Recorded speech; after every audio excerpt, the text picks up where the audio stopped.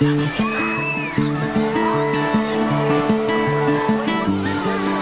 like to think big in Chicago. Just ask anyone who's been to Millennium Park. It's our newest lakefront park, and it's filled with super-sized attractions that dazzle and delight thousands of visitors every day. Millennium Park is only a small part of a much bigger story. The story of how Chicago made almost its entire lakefront into a paradise for the people. I'm Jeffrey Baer, and I'm about to take you on a tour of the waterfront. Now, in most cities, that would mean a tour of private property.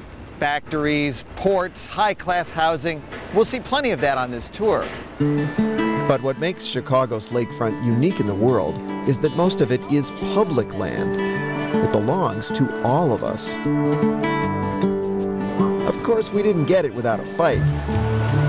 The story you're about to see is full of colorful characters who fought with each other and fought against nature for a piece of this coveted coastline.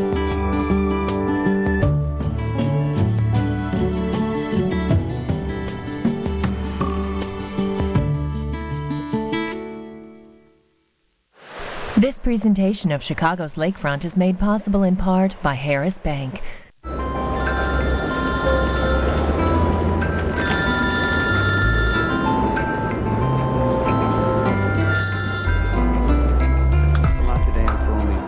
$1,000 tax title and license. You can just that. It's got that full leather interior.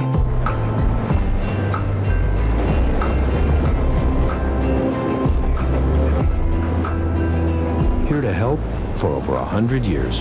Harris Bank. Generous support is also provided by the Joseph and Bessie Feinberg Foundation, the Walter E. Heller Foundation in memory of Alice DaCosta, and the A. Montgomery Ward Foundation.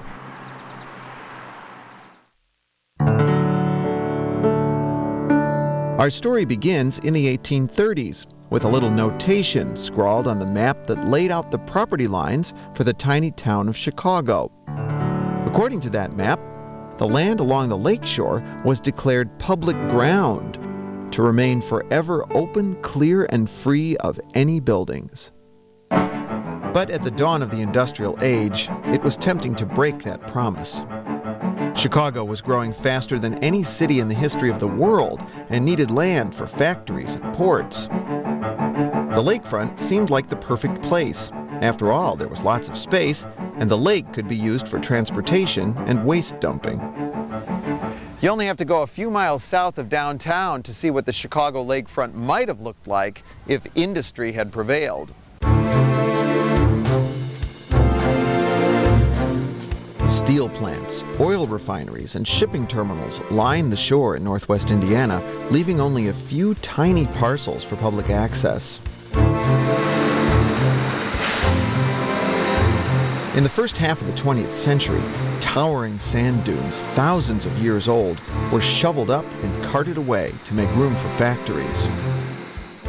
The grassroots Save the Dunes Council, with help from U.S. Senator Paul H. Douglas, managed to halt the destruction of the dunes by establishing the Indiana Dunes National Lakeshore. You'll find more plant and animal species here than in almost any other national park. There's even rare Midwestern cactus. Now, let's follow the lakefront all the way to downtown Chicago. At 71st Street, an exclusive private club claimed a chunk of lakefront land. This was once South Shore Country Club. It had a private beach, a golf course, and a spectacular Mediterranean-style clubhouse from 1916 by aristocratic architect Benjamin Marshall. The neighborhood became majority African American in the 1960s, but the club refused to admit blacks as members. It went out of business in 1974. Later that year, the Chicago Park District bought the club and welcomed the neighbors with open arms. North of the Old Country Club, an extraordinary unbroken ribbon of lakefront parks extends for 16 miles, starting with Jackson Park. It looks like a natural wonder, but of course, it's man-made. It was designed by the same team that gave us New York's Central Park, Frederick Law Olmsted and Calvert Vaux. They used the existing marshes, ponds, and sandy hills along the lakefront to create a water-oriented park. Olmsted and Vaux also designed Washington Park just to the west. There, the flat prairie inspired a broad, open sheep meadow. The two parks were connected by a mile-long, 600-foot-wide green strip. Olmsted called it the Midway Plaisance. These parks were first envisioned 150 years ago, and boy did we need them. Chicago in the 1860s was a boom town. Factories and rail lines were sprouting up everywhere. Zoning laws and health and safety codes were unheard of.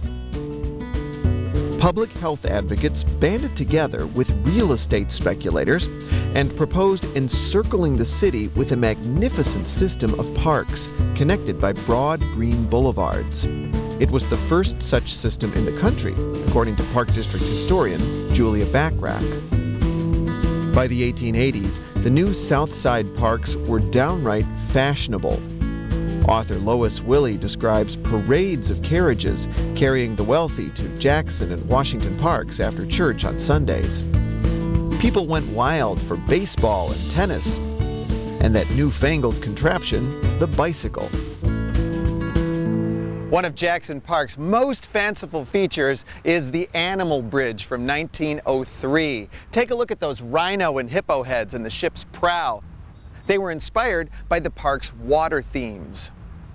After a century of soot and deterioration, this bridge was rebuilt stone by stone in 2003. During that project, the workers got a big surprise. Buried beneath the bridge, they found a statue of a woman. Her name was Germania, and she was a lost relic from the most famous event in the history of Jackson Park, the World's Columbian Exposition of 1893. It commemorated the 400th anniversary of Christopher Columbus's voyage of discovery. It was a $30 million fantasy land and a grand illusion. What looked like gleaming marble buildings were actually temporary frame sheds covered in whitewashed plaster. People called it the White City. The fair was built in a grand neoclassical style, inspired by the architecture of ancient Greece and Rome. Chief designer Daniel Burnham saw it as a way to combat Chicago's image as a hard-nosed business town with no culture or refinement. Daniel Burnham was a man with something to prove. He'd been denied admission to Harvard and Yale and bounced around from job to job until he found his true calling in architecture. He told his parents he wanted to be the greatest architect in the country, according to author Eric Larson. Burnham hired the most prominent architects in the country to create buildings for the fair. But one of those architects, Louis Sullivan, refused to go along with the neoclassical theme. His transportation building was modern and colorful. Sullivan groused that the fair would set architecture back 50 years. But most people were simply dazzled. It wasn't just the buildings that were impressive, it was the spaces between them. It was a revolutionary experiment in urban planning, mapped out by Frederick Law Olmsted, who designed Jackson Park in the first place. Right here on Olmsted's Midway Plaisance, there were dozens of exhibits showcasing native cultures from around the world. These days we'd call it a celebration of cultural diversity, but back then it was pure sideshow. There was a Persian bazaar, a German village, a Chinese temple, and a Turkish mosque. There were Indians and Eskimos, a Hawaiian volcano, and Swiss Alps. Towering over the Midway was the fair's biggest attraction, the world's first Ferris wheel. Burnham wanted an engineering marvel that would top the Eiffel Tower, built for the Paris World's Fair of 1889. It was over 26 stories tall. Each of the 36 cars was the size of a streetcar and held 60 people. That's 2,160 passengers at a time. Like the Eiffel Tower, it was named for its designer. G.W. Ferris was a mechanical engineer from Pittsburgh. The fair ran for 6 months, attracted 27 million visitors, and even made a profit. But it didn't have a happy ending. The nation had slipped into an economic depression. And then, on October 28th, the day before the fair was scheduled to close, Mayor Carter Harrison was gunned down in his own home by a delusional job seeker. The glorious closing pageant was canceled, and the gates were shut for good, with barely a fanfare. The buildings were never designed to last, but a plan to tear them down for scrap failed. The White City became a crumbling, gray squatters' camp. Fires started breaking out, and little by little, the fair was reduced to ashes. If you know where to look, you can still find a few relics of the fair in Jackson Park, like the railing on this bridge. Nearby is a light pole from the fair. Olmsted's beautiful wooded island is still a secluded getaway. The Osaka Garden on Wooded Island stands on the site of the Ho-Oden Pavilion that gave many people their first look at Japanese architecture. This comfort station was built in Jackson Park before the fair and was actually used by fair visitors.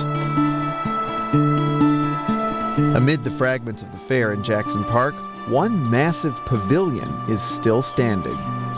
Back then, it was called the Palace of Fine Arts. Today, it's the Museum of Science and Industry.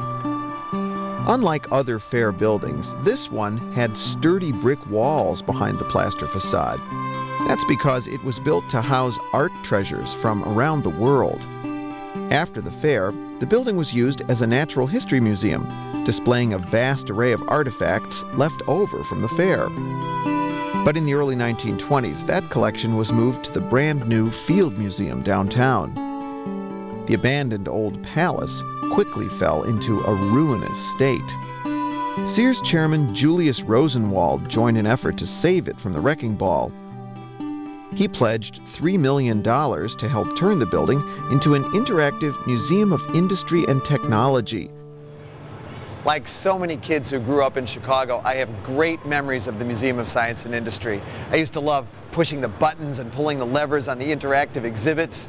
I remember the coal mine, the World War II German sub, the hatching chicks, of course, the huge train set, and they're all still here. But the museum has kept up with the jet age, the space age, and the information age as well.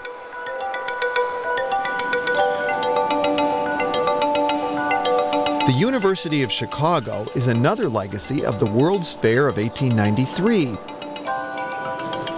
Fair promoters had convinced the public that Chicago was a major world city, so they had to hurry up and build a major world university.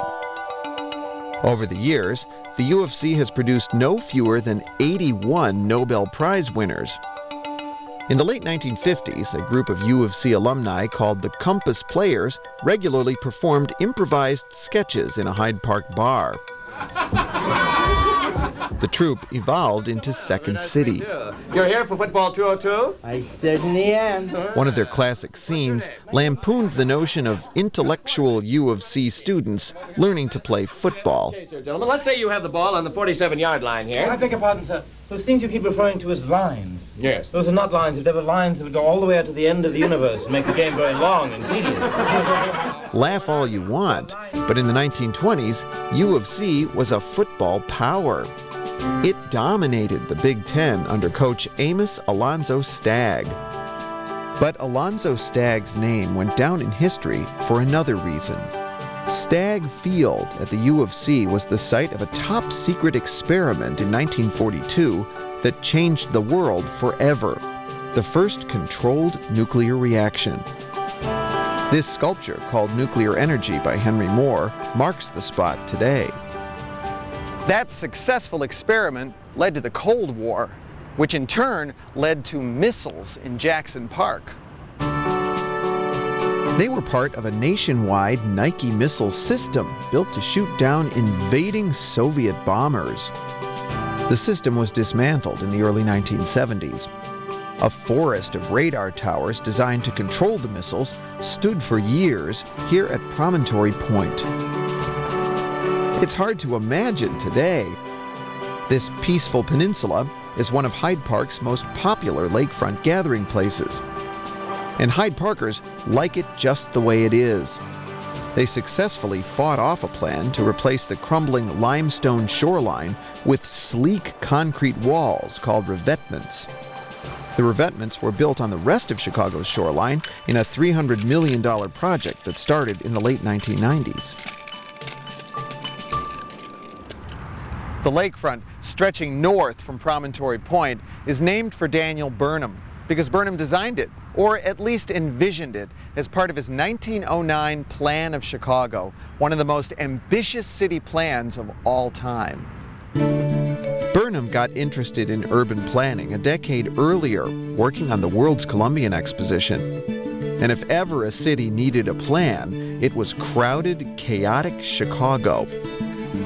Burnham had moved his own family to Evanston in 1886. He wrote, "I can no longer bear to have my children in the streets of Chicago." The plan was published in 1909.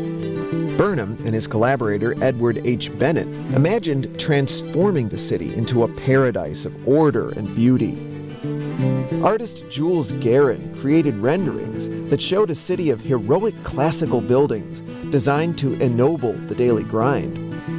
An efficient system of streets, throughways, and rail lines would make getting from place to place convenient, even pleasant. And most of all, public plazas, parks, and forest preserves would restore the spirit and create community. The crown jewel of it all was the glorious Lakefront Park, stretching from one end of the city to the other.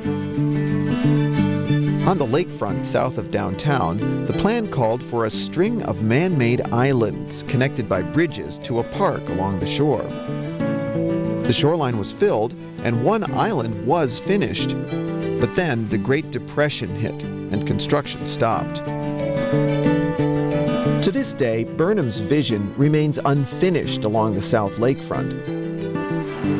But since 1999, a remarkable transformation has taken place here. The once desolate park has been beautifully landscaped. 15 acres of new lakefront land have been added north of 45th Street. There's a new beach there, too. There's a popular new skateboard park at 33rd Street. A 6-acre lakefront bird sanctuary near McCormick Place. And a butterfly garden and bird sanctuary at 47th Street.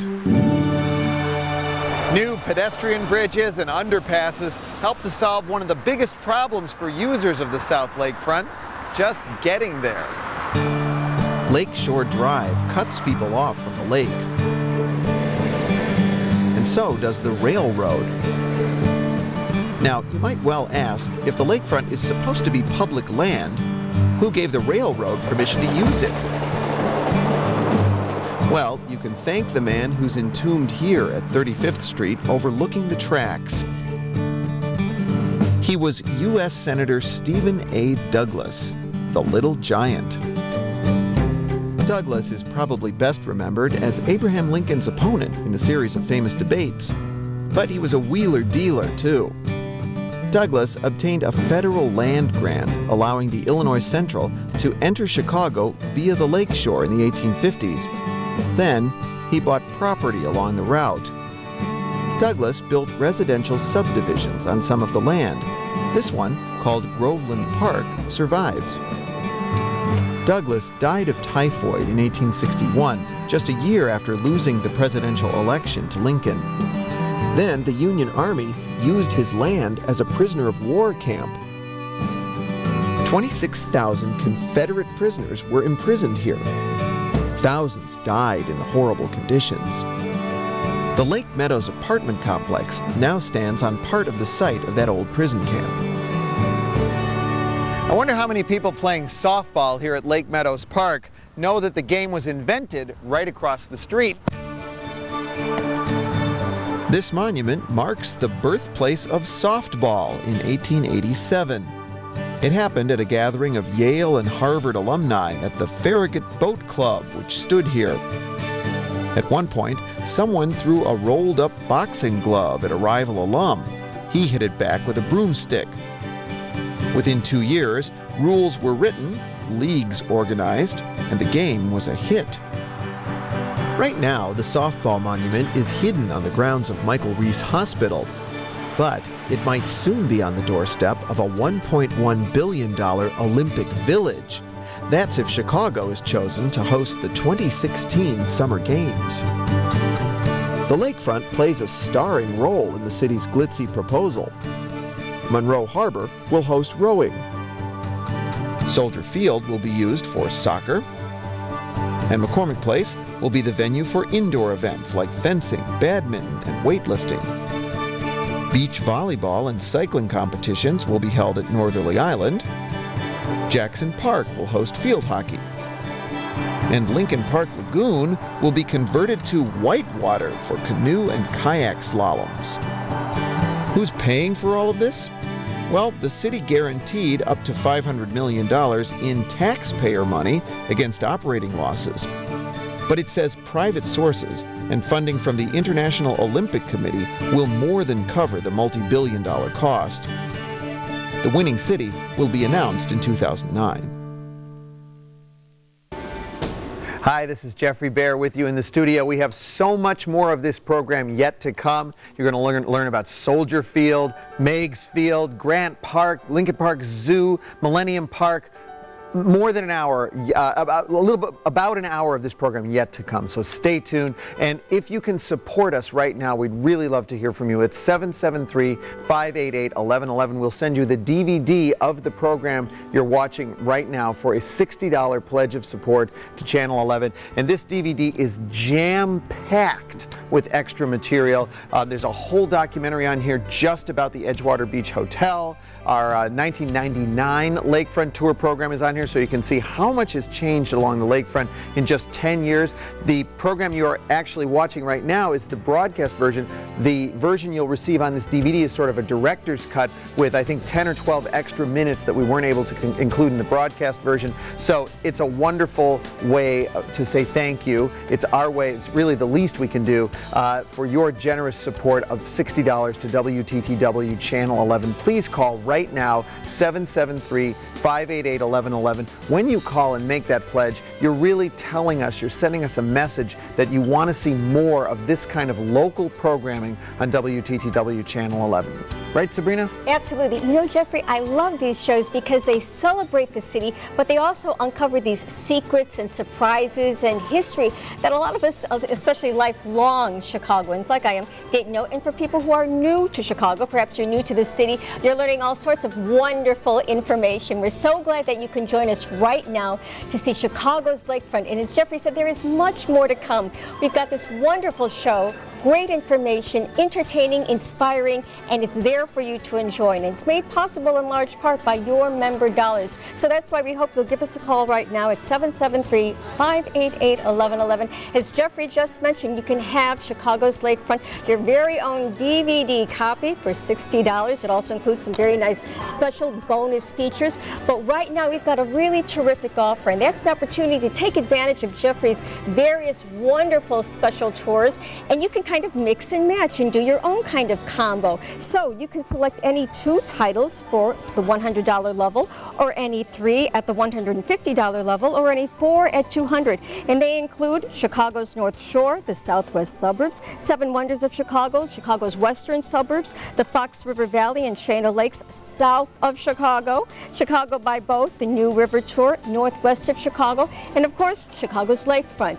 Give us a call right now and let us know that you appreciate these kinds of wonderful homegrown productions, history and local Chicago stories that you won't find anyplace else. And you know what? How about investing in Chicago in Channel 11 for just $1 a day? For $365, you can have your very own complete 11 DVD set of all of Jeffrey's shows. You can have all of them to enjoy, perhaps share, or give as a gift. $1 a day, $365. And you know, when you think back to all the programs that you enjoy here at Channel 11, it really is worth it. We're looking for your call right now, so don't delay. 773-588-1111. Joni. Hi, everybody. You know, when you tell your friends or people that you meet when you travel that you're from Chicago, what do you think of? You think of the lake. You think of Lakeshore Drive and that beautiful, beautiful lakefront. And the more you know about it and understand it, the more you love it and the more you appreciate it. And that's what WTTW does for you. It tells the story of your city and the jewels that we live among every day, but we don't appreciate quite enough.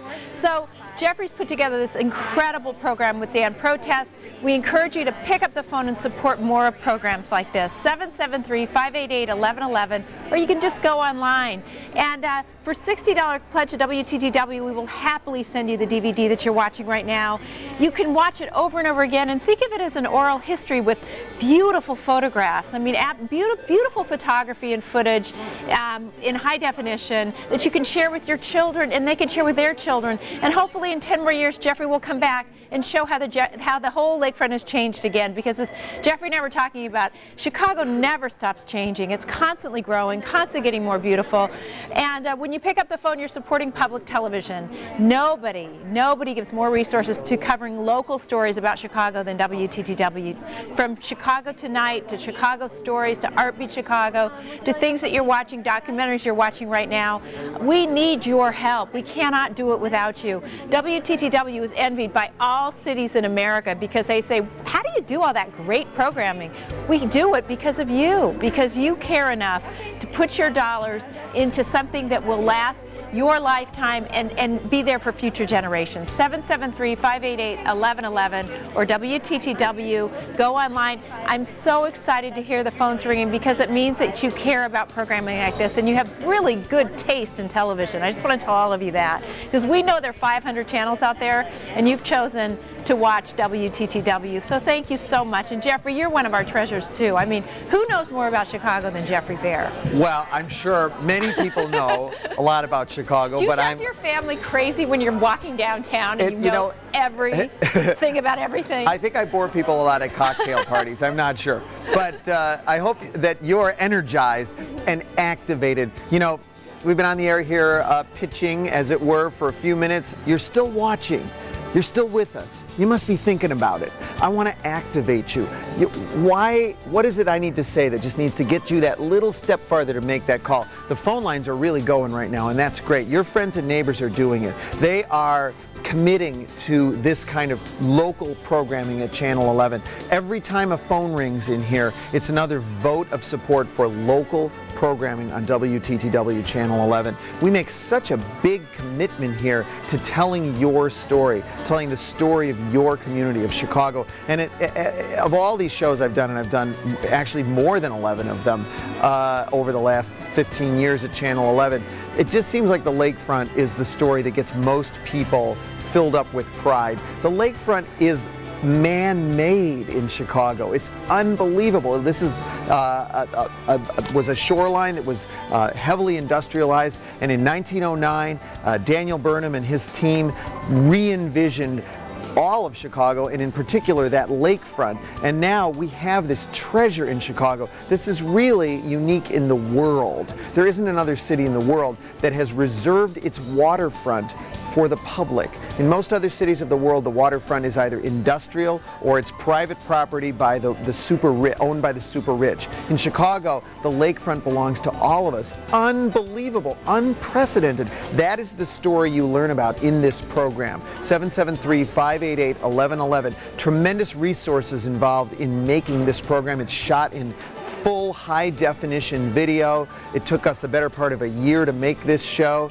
Every one of our shows takes that much time, that much commitment, that much money. So we really rely on you. You know, we have wonderful sponsors, and in particular Harris Bank, who's been so generous in supporting these programs. But Sabrina, that only gets us about halfway to the cost of making these programs. The rest of it has to come from you. And you know, I think we have to remind people sometimes, you are public television. We are all public television working together. And when you go to the phone right now and you call in your pledge of support, wow, what does that say? It sends a wonderful message to us here, a very affirmative one, but you're empowering us. You're becoming a sponsor, a producer, as it were, in helping us to make these programs possible. Celebrating the city, bringing Chicago stories to the forefront. That's what we do best here at Channel 11. And we do it with your financial support. Remember, $60 will bring you your very own DVD copy of Chicago's Lakefront, this wonderful program. And there's more to come. You know, I loved it. In this last segment, you know, we saw, the Columbian Exposition of 1893. Yes, and then we jump forward to the conclusion of the segment where we talked about and speculated, how about the 2016 Summer Olympic Games here? I think Daniel Burnham would have smiled upon that. Wonderful stories that we do tell you here at Channel 11, and we do it with your support. Remember, you can mix and match any of Jeffrey's titles, 2 for $100, 3 for $150, any 4 for $200. Our operators will let you know the titles as well. And just for $1 a day, $365. Oh gosh, it is so worth it for everything that we offer you here, 24 hours a day, 7 days a week. You know, $1 a day, $365 for all titles. Yes. Well, the way to think of that collection, this big collection of all these titles, basically what we've done is we have we did the city with the L Tour, the River Tour, the Lakefront Tour, Hidden Chicago, Seven Wonders of Chicago, and then we covered the suburbs with 6 programs about the suburban regions of Chicago. We went, you know, north, northwest, west, southwest, south, and then the Fox River. So you get this huge story of Chicago told across 11 programs. Call right now, pledge your support to Channel 11, and thank you. Thank you.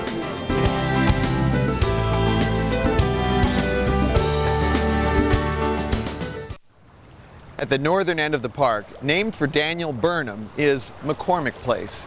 Now, Burnham liked big thinking, but this complex of 4 vast exposition halls would almost certainly make him turn over in his grave. Now, how did Chicago end up with a convention center on its prized lake shore? Well, to answer that question, we have to go back to the Great Depression. City government was virtually insolvent. Thousands were out of work. Chicago decided to battle the economic crisis by throwing another World's Fair. It would be a beacon of hope and optimism, celebrating the city's 100th birthday. It was dubbed a Century of Progress. The huge fair covered the lakefront from Adler Planetarium all the way south to 37th Street. Architecturally, it was a complete contrast to the classically inspired fair of 1893. This one was futuristic, to go along with the theme of scientific progress. And this was no white city. Joseph Urban created a lavish scheme of 24 colors, including chrome yellow, bright vermilion, and tomato bisque pink. The fair showcased synthetics and modern conveniences like air conditioning and dishwashers. Automakers set up working assembly lines. And this fair had its midway too, featuring Sally Rand with her strategically placed feathers. The fair was a huge hit. It reopened for a second year at the urging of FDR himself, who hoped it might help spark an economic recovery. In all, it drew almost 39 million visitors and made a profit. So, what does all this have to do with McCormick Place? Well, the Century of Progress was held right on this site. It was followed by several successful railroad fairs. Those events were such a hit that political and business leaders decided they wanted to build a permanent fair and exposition center right here on the lakefront. The plan's biggest booster was Colonel Robert McCormick. He was the editor and publisher of the Chicago Tribune and a former World War I artillery officer. For years, McCormick filled his editorial pages with praise for the idea of a lakefront convention hall. And for years, lakefront defenders fought the idea. But finally, in 1960, a massive convention center was erected. It was named for Colonel McCormick, who had died 5 years earlier. Opponents must have considered it poetic justice when the building burned to the ground just 7 years after it was built. But despite their pleas to return the lakefront to the public, this powerful steel and glass structure with enormous cantilevered eaves was built on the site in 1971. A second building was constructed in 1986 across Lakeshore Drive. A third great hall opened in 1996, and a new hotel in 1998. The newest building opened in 2007, adding almost 750,000 square feet of exhibition and meeting space. All in all, McCormick Place now has a staggering 2.7 million square feet of exhibition space, making it the largest convention center in the country. McCormick Place isn't the only legacy of the 1933 World's Fair. You could still find a few other actual artifacts around, like this 2,000-year-old Roman column. It was given to Chicago by fascist Italian dictator Benito Mussolini to commemorate the arrival at the fair of a squadron of Italian seaplanes led by General Italo Balbo. General Balbo had a great time. If this was propaganda, pure and simple, the public and press took it in stride.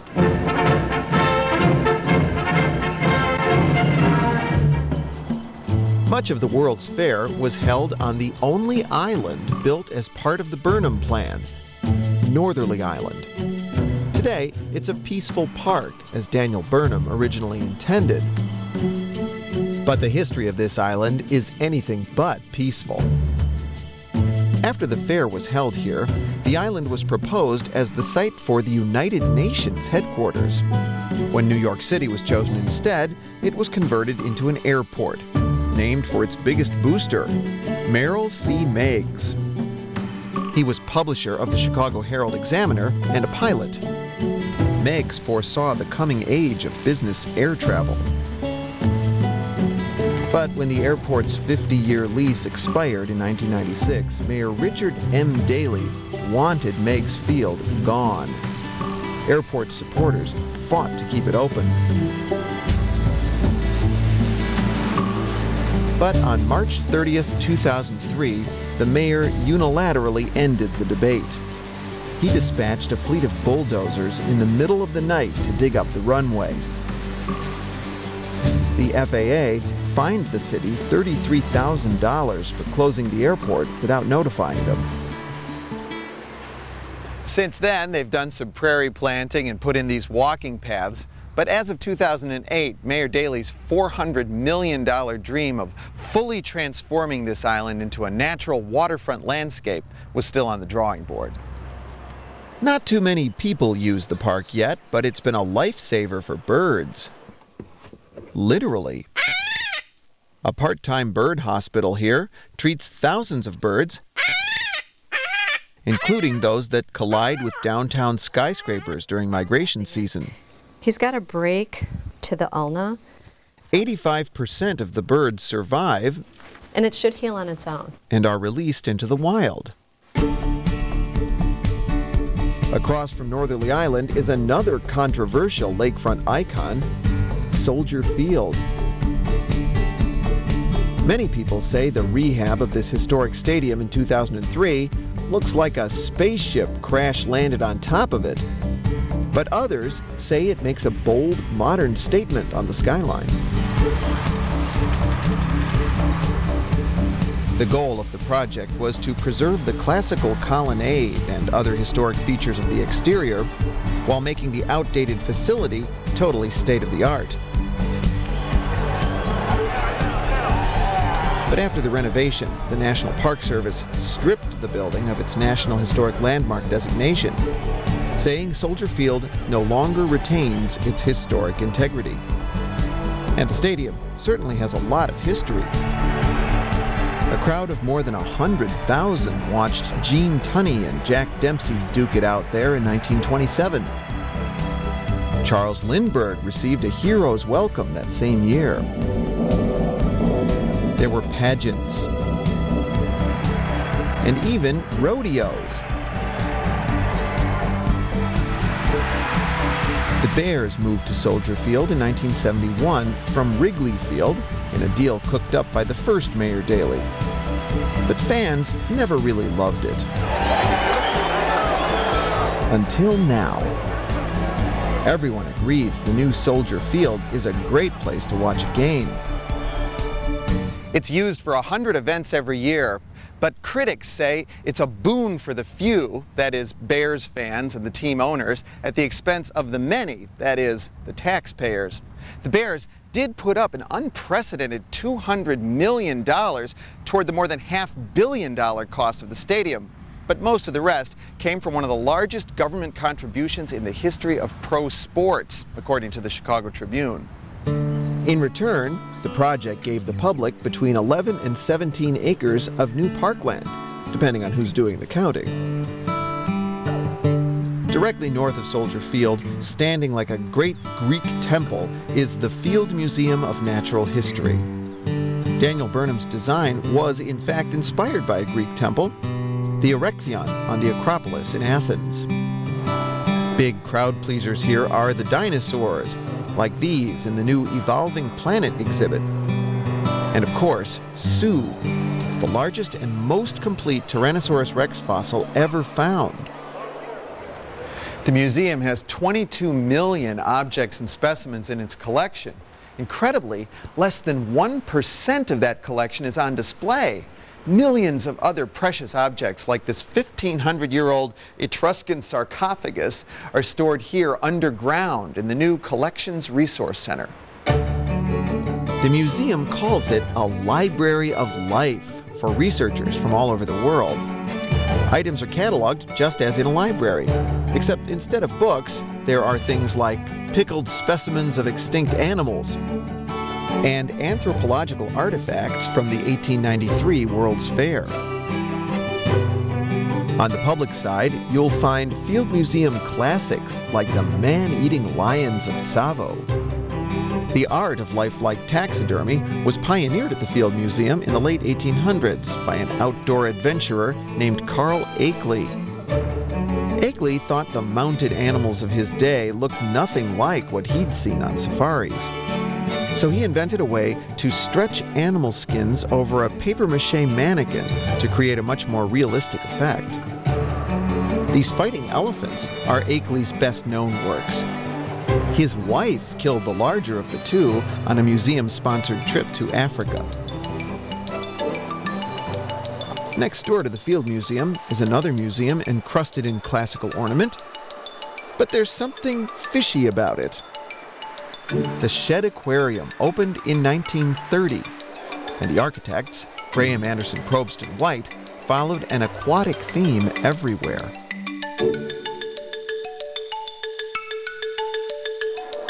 But of course, the big attraction here is going eye to eye with real live denizens of the deep, like the piranhas in the new Amazon Rising exhibit. The Pacific Northwest is showcased in the Oceanarium, built in 1991. It's home to Chicago's beloved beluga whales. You can visit a Caribbean reef in the building's rotunda. Watching a diver feed the fish here has been a Shed favorite for many years. The aquarium opened with a $3 million gift from John G. Shed. To fill up its fish tanks for the very first time, the aquarium shipped 1 million gallons of seawater from Key West, Florida, in 160 railroad tank cars. If that sounds like a big moving project, imagine this. The Shed imported more than 17 tons of sand from the Philippines for the seabed of the new Wild Reef exhibit. Here, you can watch sharks through the glass walls that curve over your head. After your voyage to the bottom of the sea, it's only a few steps to the farthest corners of the universe at nearby Adler Planetarium. It was the first planetarium in the Western Hemisphere when it opened in 1930. The famous sculptor Alfonso Iannelli created the low-relief zodiac figures. Iannelli also created the bronze figures of the planets in the entry hall. Pluto is missing because it wasn't discovered until just before the museum was set to open. But Pluto lost its status as a planet in 2006, so Iannelli's sculpture is once again accurate. The museum's collection includes everything from ancient astronomical instruments to the Gemini space capsule flown by Jim Lovell and Buzz Aldrin before their separate voyages to the moon. The three museums we just visited were all connected together in 1997 when Lakeshore Drive was moved west of the Field Museum, creating the 85-acre museum campus. Part of that project included this underpass, which allows us to stroll directly into Grant Park.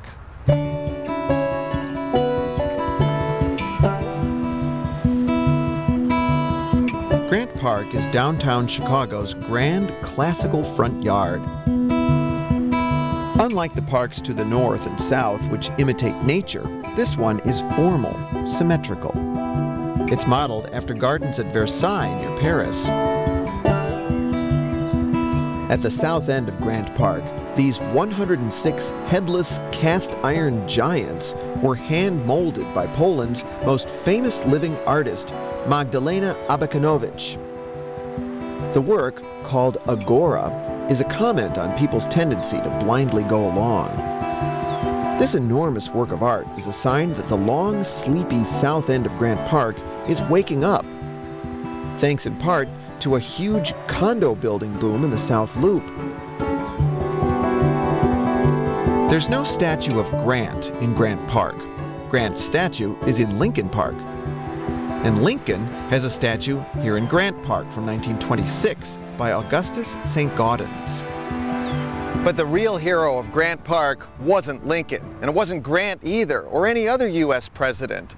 It was Aaron Montgomery Ward, Chicago's catalog king. He fought a 20-year-long battle to preserve the downtown lakefront for the people. But in his own day, he was widely considered a nuisance and an obstacle to progress. Ward left his home in Niles, Michigan as a teenager to seek his fortune. While working as a traveling salesman in rural America, he got the idea that made him rich. He realized he could offer better products and prices than small-town general stores by selling merchandise through the mail. To help win over skeptical customers, he made an unheard-of guarantee: your money back if not satisfied. By 1885, Ward's company was so successful that he built this 8-story building right on Michigan Avenue. It gave Ward a sweeping lakefront view. But what he saw out his windows made him fighting mad. On maps, it was called Lake Park, but it more closely resembled a trashy no-man's land. There were squatters' shacks, piles of rubbish, and even the occasional traveling circus. And oh yes, the Illinois Central Railroad. Remember, the Illinois Central came up the lakefront in 1856. In the downtown area, the trains actually ran on a trestle about 100 yards out in the lake. The city planned to fill the area between the shoreline and the trestle to create a new lakefront park. But they didn't really get around to finishing the job until the Great Fire of 1871, when the charred remains of the city were dumped into the lake. That's right. When you visit parts of Grant Park today, you're standing on the ashes of the Chicago fire. The city proposed improving the shabby park with various civic buildings, including City Hall, a police station, and a power plant. But Montgomery Ward believed the lakefront belonged to the people. So in the 1890s, he began a 20-year series of legal battles to force the city to clean up the land and to forbid it from erecting any buildings there. By 1897, he had forced the city to clear the property and to turn it over to the Parks Commission. They enlarged the park even more with landfill east of the tracks. But Ward's biggest battle was yet to come. It was a fight over this spot where Buckingham Fountain stands today. And believe it or not, he found himself opposed to the wishes of that other great lakefront advocate, Daniel Burnham. In his plan of Chicago, Burnham clearly proposed a museum for this site. And Marshall Field left the city $8 million to build it. But to Montgomery Ward, the idea clearly violated the promise of a lakefront free of buildings. And he went to court to stop it. Newspapers, politicians, and business leaders all came out against Ward. The Tribune called him a human icicle. But the state Supreme Court ruled in Ward's favor. A month before Marshall Field's bequest was set to expire, a location was found near 12th Street, and the problem was solved. Ward said in an interview, "Had I known in 1890 how long it would take me to preserve a park for the people against their will, I doubt if I would have undertaken it. Perhaps I may yet see the public appreciate my efforts, but I doubt it." He died in 1913 after years of failing health. But battles over buildings in the park didn't die with Montgomery Ward. In 2008, a huge fight erupted over plans supported by Mayor Daley to build a new Chicago Children's Museum in Grant Park. The design puts most of the museum under the park. The city council approved the plan, but the neighborhood aldermen and a coalition of interest groups vowed to file lawsuits to stop it. Montgomery Ward may never have gotten the appreciation he deserved, but the public sure came to appreciate the park. It's mobbed during summer mega events like Taste of Chicago. It's all right, there are big music festivals. It's all right. And of course, the 4th of July fireworks, which, as every Chicagoan knows, happen on July 3rd. The Chicago Marathon starts and finishes here. Oh, look at this. And hundreds of thousands come every year for a sometimes silly parade of lighted boats called Venetian Night. Ladies and gentlemen, it's the oldest and longest running city event. The eyes of the world were on Grant Park on November 4th, 2008, as tens of thousands of people gathered to celebrate Barack Obama's historic election. change has come to America. At the very center of Chicago's front yard, on the site of Montgomery Ward's last stand, is Buckingham Fountain.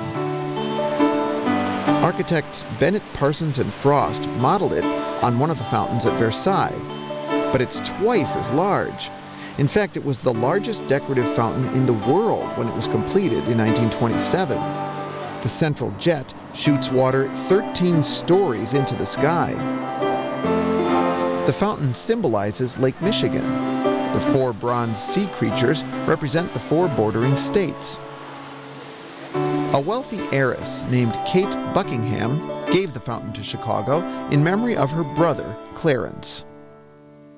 Now, everybody knows Buckingham Fountain, but what almost nobody knows is that the lakefront here by the fountain is called Queen's Landing. That's because in 1959, a young Queen Elizabeth was ferried ashore here for a grand entrance after arriving in Chicago aboard her royal yacht. And after that, it seemed as though the whole great city were combining to roar its full-throated welcome. She spent part of her time at the Conrad Hilton Hotel, across Michigan Avenue from Grant Park. The decor was fit for a queen, but this sculpture, which once stood in the lobby, is all American, because one of the 2 boys who posed for it grew up to be a U.S. Supreme Court Justice. John Paul Stevens and his brother modeled for it when they were little boys, at the request of their father and grandfather who built the hotel. When it opened as the Stevens Hotel in 1927, it was supposedly the largest hotel in the world. The street in front of the hotel was the scene of one of the most dramatic events during the Democratic National Convention of 1968. Vietnam War protesters were demonstrating across the street in Grant Park. Later, they massed in front of the hotel because many convention delegates were staying there.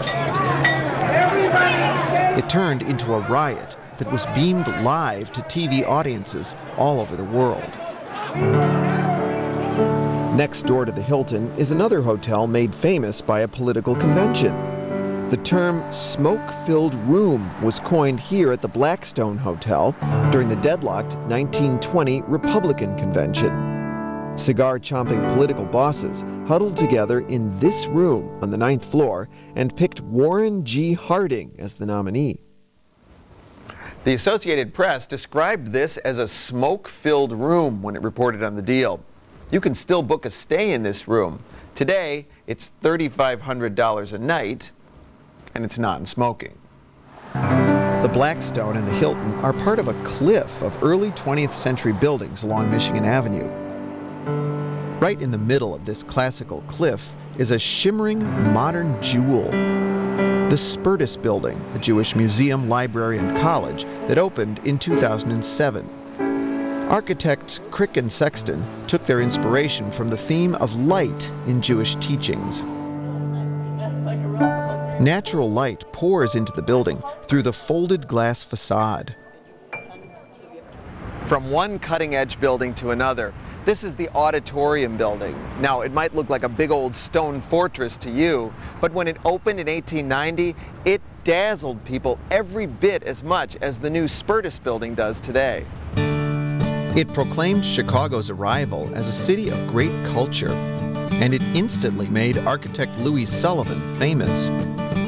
Sullivan rejected historical ornament, which he considered dishonest in a modern building. Instead, he let the building's structure speak for itself.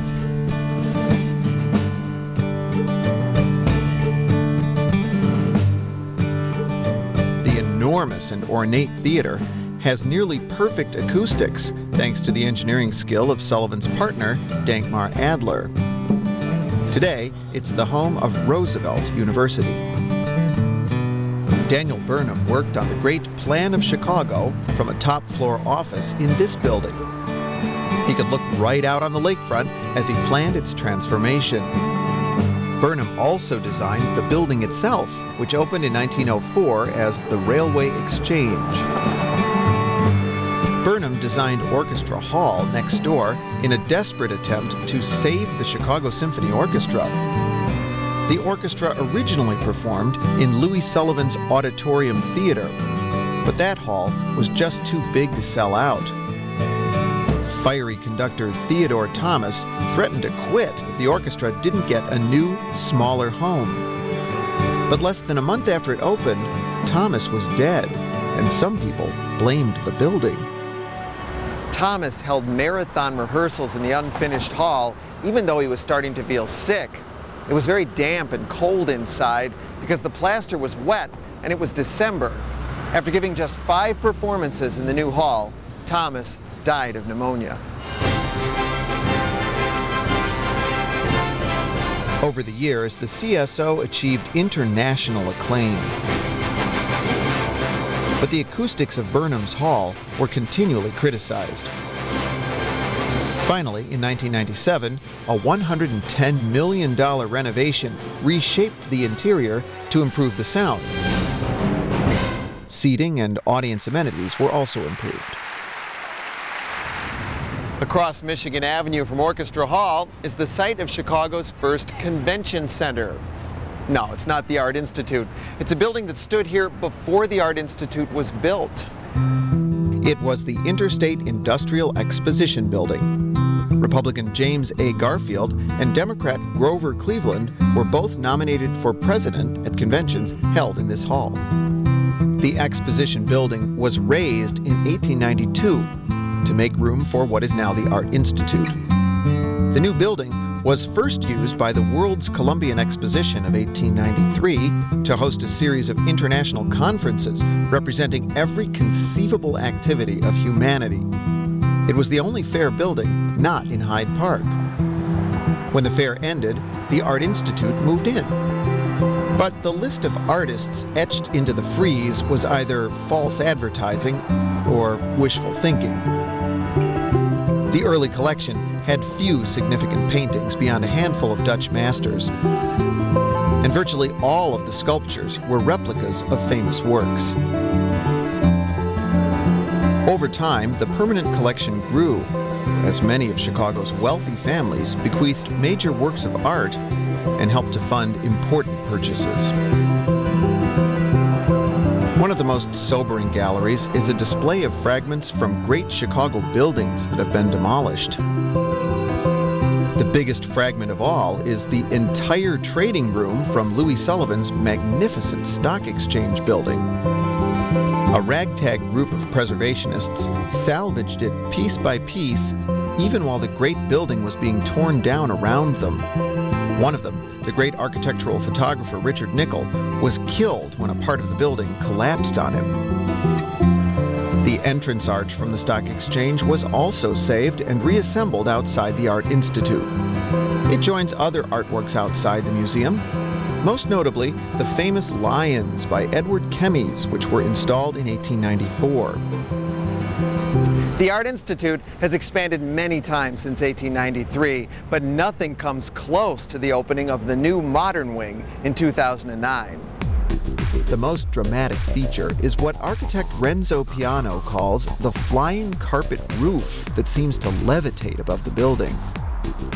It's made of custom-designed fins that bathe the top-floor gallery in soft natural light while blocking out the harsh rays of direct sun. The new wing houses modern and contemporary art, photography, architecture, and design. It increases the museum's overall gallery space by 30%. The modern wing's rooftop sculpture garden is open to the public free of charge.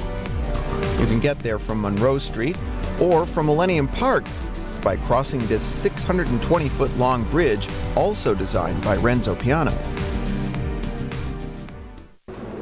So much more of this program yet to come. Don't go away. We're going up to the north end of Lincoln Park and working our way back south. We're going to see Lincoln Park Zoo, the cemetery that was once on the lakefront, the Gold Coast, Navy Pier, Millennium Park, all of that still to come. The lakefront in Chicago, it's an icon of the city, and we hope right now that you'll just take a moment and call 773-588-1111 and let us know that you are appreciating this program and that you want to pledge to support it. These times are tough right now, and we need to hear from you and know that you are with us, that you appreciate all the work and the expense that we go to bring these programs to your community. And to thank you for your call, we'll send you this DVD.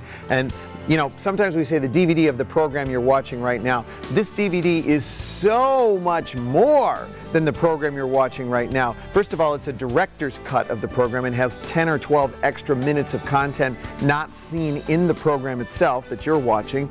In addition to that, you get the Chicago's Lakefront documentary that we did 10 years ago, so you can see how much has changed along the Chicago lakefront, and then a full-length documentary about Edgewater Beach Hotel, a beautiful piece about the Alfred Caldwell Lily Pool, which is a very poignant and touching story that you're about to learn when you watch this program, and so much more. So please call 773-588-1111. If you were having trouble getting through earlier, this is the time to do it. The lines are open now. You'll get right through to an operator, and your pledge of support is just so important to us. It really makes a difference. You know, you can think, you know, what does one person's vote matter? Well, it matters a lot. 773-588-1111, a $60 pledge, a $25 pledge, whether you're a new member, whether you've never called before, don't wait another minute. Call right now. We are going back to the program soon. You're going to see so much more of the show, but before we do, please call and pledge your support. Right, Joni? That's absolutely right. You know, and so few broadcast institutions like ours have the resources to give to this kind of program. Oh, it takes us like a year to make it. It does take a year to make it, and it is a treasure. We don't have an exhibit. We don't have live performances on a stage. So if you want to support a cultural institution that you value, that comes into your home all day long for your children and for yourselves and for your family and your community, pick up the phone and make a commitment to WTTW. That's 773-588-1111. You're the reason we can make these kind of programs. We're preserving history. We're preserving oral history and stories about the city that we love so much. When you think, he calls it an icon. When you think of Chicago, what do you think of? You think of the Lakefront. And the stories, the nuggets, the little jewels that Jeffrey tells us about, those places that we drive by every day, we walk by every single day, never knew what they were about. How are we going to remember to tell our children these stories? How are we going to know? They're right here on this DVD. The phones are picking up. This is good. Thank you, everybody. I am so touched that you're picking up the phone because I know where your money goes. I work here. Jeffrey and I both work here full-time and have for many years. We know that we cannot do this without you. WTTW is the envy of every city in America. How do you do it? How do you guys get the resources? Because of our viewers like you. Exactly. 773-588-1111. It's just a $60 commitment to WTTW. It's more than just a DVD about the Lakefront. I mean, this is something you should have in your library anyway, but it's about sustaining quality programming, and now more than ever, we need your support. Look at the other channels, guys. Look at the 500 channels out there. Yeah, there's some good programming, but there's not great programming that entertains you and educates you and inspires you at the same time. We love our viewers because they have great taste in television. It's that time when you can just pick up the remote and you can go anywhere else, but you're with us tonight because you really care about public broadcasting. 773-588-1111. We'll send you the DVD with pleasure. And if you can afford it, and I know times are really tough, and I don't ask lightly, $365, that's $1 a day that you're supporting WTTW. We'll happily send you Jeffrey's 11 DVD collection. I'm moving it right into the screen. He thinks he's playing cards here. He thinks he's playing canasta. Anyway, this is 11, and they're all wonderful. I was up in my office between breaks, watching it on television at the same time you are, and I'm late getting down here. I'm just running down here like a Olympic runner because I get so involved I don't want to leave, and I think, wait a second, I could probably borrow a DVD and watch it at my leisure. Anyway, I know what a great show it is. Like all of Jeffrey's shows, they're so interesting, they're so much fun. Now there's a way to get more than one DVD, right? Yeah, you can get any two you want for $100, any 3 you want for $150, and any 4 for $200. And I would really recommend, thinking about a gift. I gave a gift. I take ballet lessons, and 2 of my girlfriends went to dinner, and I got them these as gifts, and they just were so touched. They loved them so much. They said, oh my gosh, this is the perfect gift. 773-588-1111, or just go online. If you do get more than one, think about your gifts down the road. You know, whatever gifts you have, any holiday that we're celebrating, what a lovely gift. It's a gift of education, a gift of entertainment, a gift of history about something we all love. These 17 miles of lakefront belong to all of us. Yeah. And Sabrina's, I can hear, you can't hear me. I know you can't hear you. You can't even think like you can hear me. Great news. I'm over in the heart of our studio, a very important section. This is the phone banks. I'm in the heart of it. And the phones are ringing consistently, and you've got some terrific youthful volunteer operators who are taking your phone call. And behind me, I can hear them. They're doing a terrific job. And I want to extend a thank you for those of you who are calling in. Maybe it's time for you to renew your membership to Channel 11, your investment, or maybe you're a new supporter. You've never supported Channel 11 before. Go to the phone. Give us a call right now. This is your time to let us hear from you, to vote for incredible programs like this. Chicago stories and history that you won't find anyplace else. You get to enjoy first-rate touring programs made especially for you, our audience. And we do it with your financial support because you know what? About 60% of our operating budget comes from you, good people, because you are public television. You do make the difference. We can make these wonderful programs and bring them to you, celebrating the city, inspiring you, and giving you a whole new perspective on how to look at the city. Look at the lakefront and how Jeffrey is exploring it once again and showing us the wonderful monuments, the museums, which sometimes we do take for granted.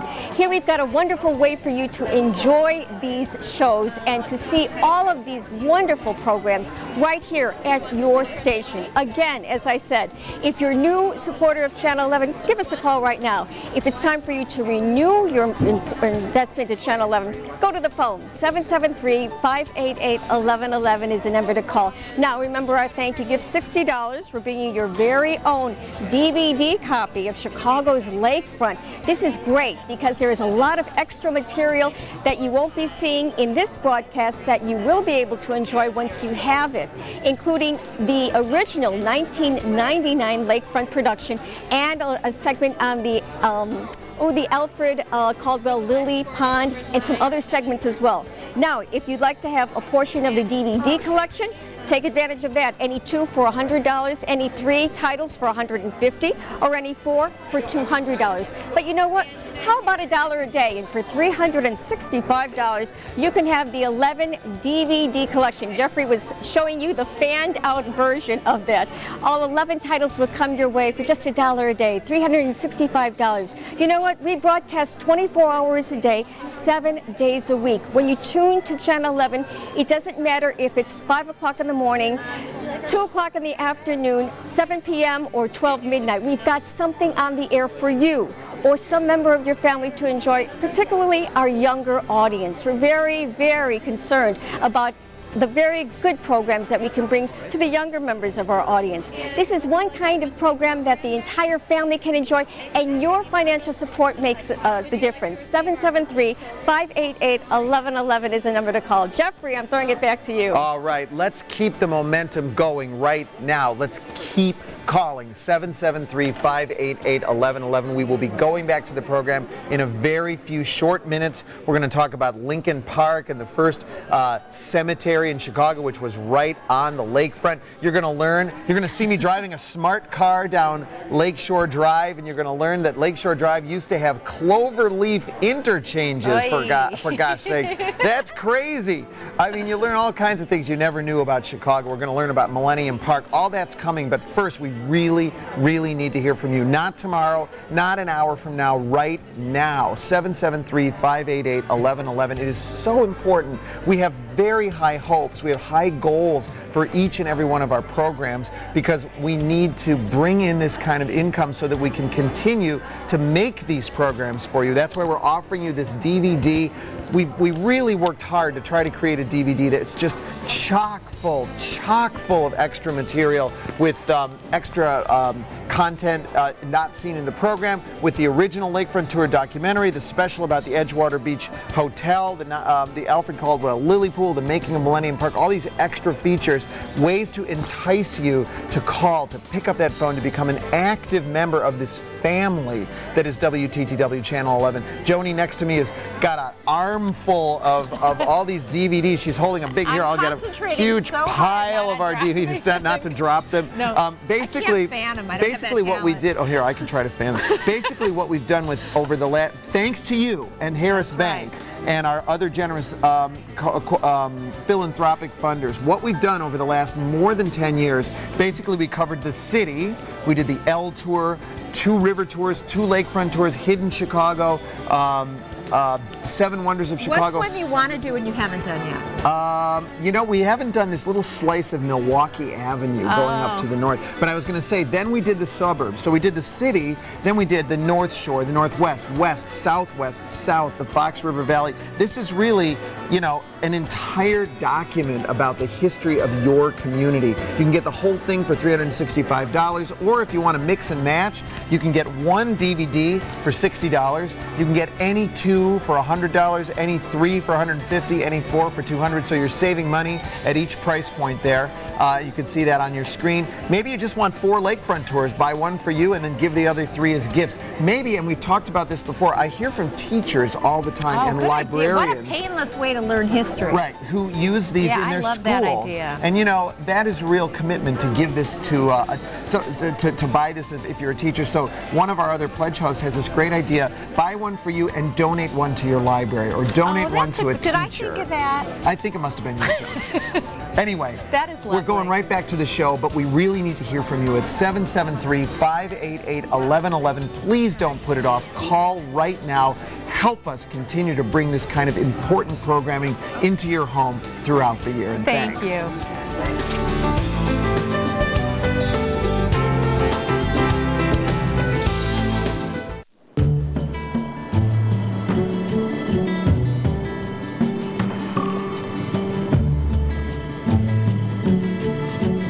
Even landlubbers swoon at this sight.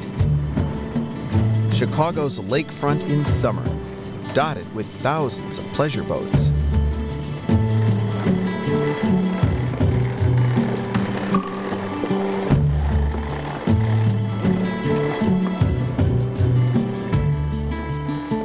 I love to sail, so I've hitched us a ride on Red Witch, a 77-foot wooden schooner built in 1986. This is just one of dozens of charter and tour boats that work the Chicago lakefront.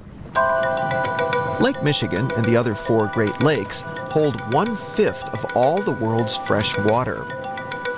For all its vastness, the lake has suffered at the hands of humankind. We've polluted the water and radically upset the ecological balance by introducing non-native species. And there's another threat: dropping lake levels due to global climate change. Scientists now generally agree that over the next century, the mean water level in Lake Michigan will drop by several feet.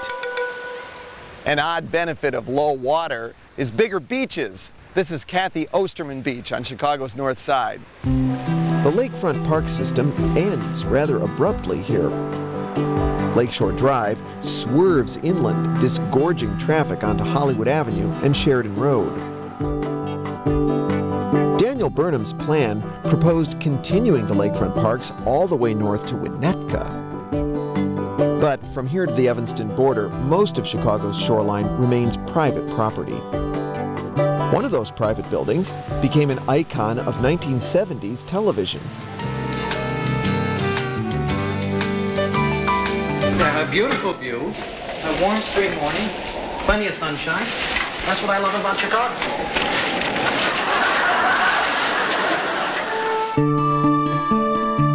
Extending south from Hollywood is the most ambitious stretch of man-made lakefront, Lincoln Park, Chicago's largest and most popular park.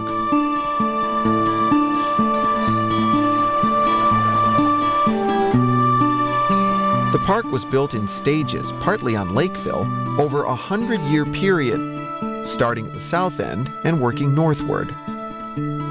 When the most recent extension to Hollywood Avenue was finished in 1957, it left a lakefront landmark landlocked. The popular Edgewater Beach Hotel by Benjamin Marshall, famous for its pink stucco and boardwalk.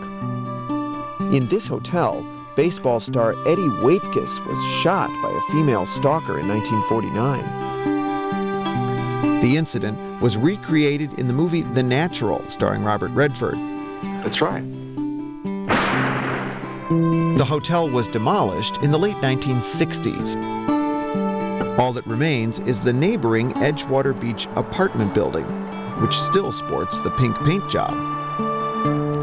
Now we'll start our journey south through Lincoln Park, where the man-made lakefront is sculpted with hills, harbors, meadows, and promontories.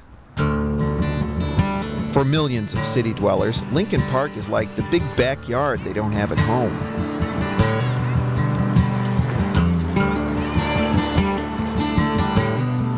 Golfers have a 9-hole course here. The park also has dog beaches,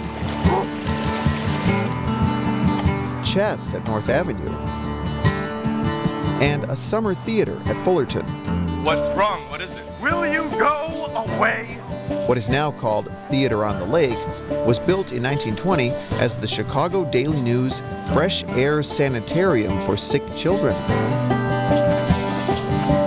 The Prairie-style building by Dwight Perkins was equipped with wire basket cribs for 250 babies to swing in the healthy lake breezes. Maybe the most amazing feature of Lincoln Park isn't man-made.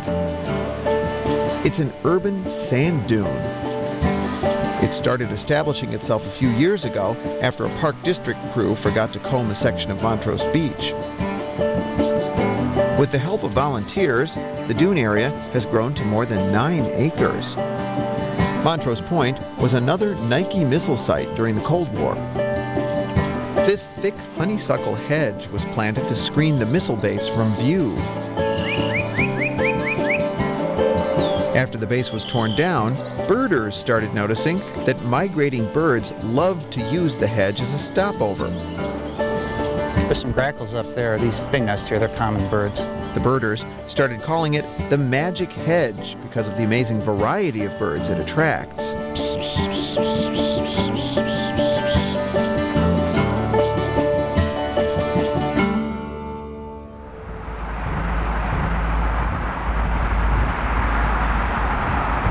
Many people think Daniel Burnham would roll over in his grave if he could see how his winding lakefront carriage drive has been replaced by a multi-lane expressway.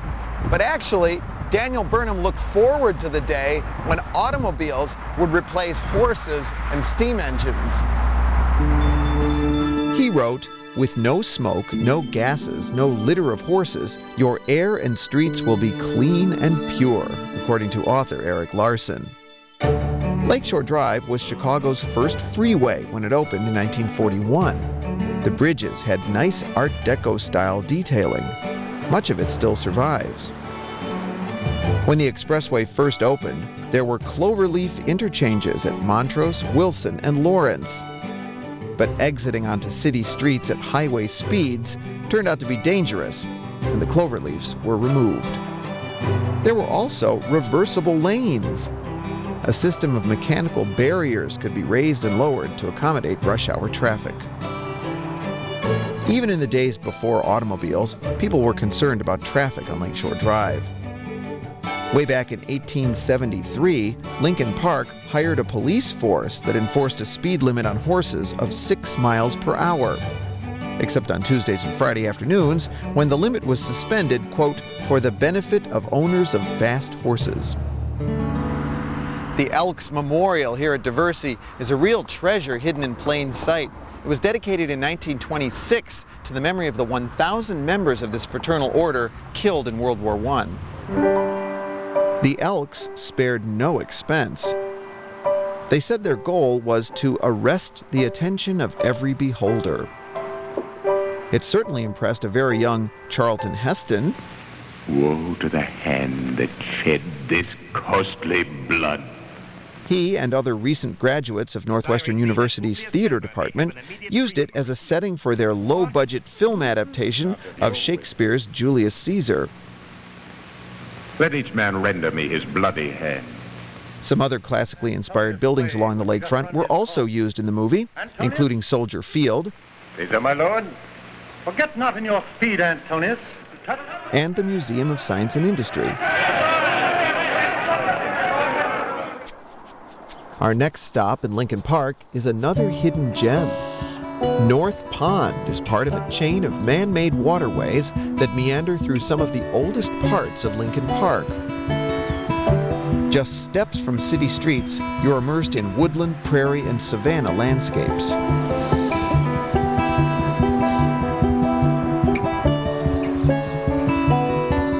At the other end of North Pond, this new building houses Chicago's oldest public museum.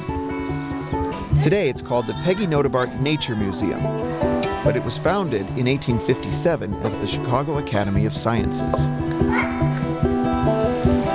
A favorite attraction here is the indoor Butterfly Haven, where visitors can watch as butterflies emerge and test their wings for the first time. Directly across the street from the Nature Museum is this, Chicago's most amazing secret garden. But for its designer, Alfred Caldwell, it was the biggest heartbreak of his career. In 1936, Caldwell redesigned this old Victorian lily pool as a river of glacial meltwater cutting through Midwestern limestone. Caldwell was a brilliant and ornery landscape architect trained in the naturalistic prairie style. He designed many of the lakefront parks we've seen on this tour. But he and the Park District butted heads again and again. The confrontation came to a head at the lily pool. His budget was cut, and so he cashed his own life insurance policy to buy the native wildflowers he needed to complete his masterpiece. But just 8 years after it opened, the Park District allowed the Lincoln Park Zoo to turn it into an open-air exhibit of exotic birds. The birds destroyed plants, causing erosion of the lagoon. All that dirt, that should all be ferns up there. When Caldwell returned to visit it in 1990, he was outraged. What idiot chopped this up? Or what idiot put this stuff in front of it? What idiot? The garden was meticulously restored between 2000 and 2002 at a cost of $2.5 million. It was renamed in Alfred Caldwell's honor. Sadly, Caldwell died in 1998, before the restoration began. Right next door to Caldwell's Midwestern paradise is a tropical jungle under glass. The Lincoln Park Conservatory, built in the 1890s. Seeing exotic plants was a big attraction during the smoky industrial age. It's not only a jungle in here, it's a jungle out there. Wow, look at that. Lincoln Park Zoo is just past the conservatory. It's one of America's oldest public zoos, and it's also one of the only free zoos left in the country. The zoo got a modest start in 1868 when New York's Central Park donated a pair of mute swans. They were put in South Pond, which became known as Swan Lake. Later, people-powered swans joined the flock. Next came a bear cub, purchased for $10. During the Great Depression, the zoo adopted animals from circuses that could no longer care for them. Many zoo buildings are miniature masterpieces of architecture. Some were designed by Prairie School architect Dwight Perkins. This zoo building housed Chicago's first aquarium. It's now a cafeteria for zoo visitors. Dwight Perkins' most magnificent building here is for people, not animals. It's Cafe Brower from 1908. It has a superb prairie-style exterior and an arts and crafts-style great hall on the second floor. The irresistible meerkats are part of the Regenstein African Journey that takes you through a variety of naturalistic African environments to see some of the world's rarest creatures. And the African apes got a new $26 million home in 2004. The chimpanzees and endangered gorillas rotate between 3 different enclosures to keep life interesting. Hello there. I'm glad you could join us again today. Marlon Perkins got his start in TV when he was director of Lincoln Park Zoo in the 1940s. Jim, I wonder, would you please hold these for me? For nearly a decade, he hosted a weekly show called Zoo Parade, You'll see how broadcast live from the Lincoln Park Zoo on NBC. Would you wake up, please, and come over here on this side? At first, he was just trying to attract more visitors to the zoo. Cute little kittens they were. But eventually, TV became his full-time job with his wildly popular program, Mutual of Omaha's Wild Kingdom. Working with young animals is always rewarding, Jim. Earlier, I told you there's no statue of Grant in Grant Park. Chicago's great monument to the Civil War hero turned chief executive is here in Lincoln Park. The statue overlooks North Avenue Beach. The beach house here resembles a Great Lakes steamship. It's modeled on an older beach house built in 1939, which had deteriorated. The top deck is a unique lakefront restaurant. It gives you a bird's eye view of all those young singles who gather at North Avenue Beach for that summer mating ritual called beach volleyball. And of course, this is a great place to see the annual Air and Water Show. The organizers say it's one of the largest spectator events in the world, drawing more than 2 million people annually. But it started in 1959 as a little family water show at a lakefront park on Chicago Avenue. The budget was $88. On a whim, park supervisor Al Benedict called Glenview Naval Air Station, and they sent a helicopter to demonstrate an air-sea rescue. The next year, the Air Force sent the Thunderbirds. And from there, it just took off. There's an actual relic from the Chicago fire in Lincoln Park, but you really have to look for it. It's down here in the bushes. This blob is what's left of a hardware store that melted during the fire. The store wasn't in Lincoln Park, it was downtown. But like so many other pieces of Chicago's past, it's found a permanent home here at the Chicago History Museum. It was founded as the Chicago Historical Society in 1856, when Chicago had less than 20 years of history to preserve. The museum added some really cool things to its collection in 2006 after a massive renovation that nearly tripled its exhibit space. Like the city's first L car, built in 1892. It took visitors to the World's Columbian Exposition. As part of the expansion, the museum built a new parking lot. Now, that doesn't sound too interesting until you find out that the remains of 81 people were unearthed as part of the excavation, including one body in a kind of iron casket that was popular in the 1850s. It turns out bodies are often found during construction at the south end of Lincoln Park, because this was once a cemetery. It was established in 1837, the same year Chicago was incorporated. But whoever came up with the idea of putting a cemetery on the lakefront didn't know too much about public health. The high water table meant shallow graves for Chicago's departed, many of whom had died of infectious diseases like cholera. Health crusader Dr. John Roush urged the city to empty the cemetery and convert it to a beautiful lakefront park.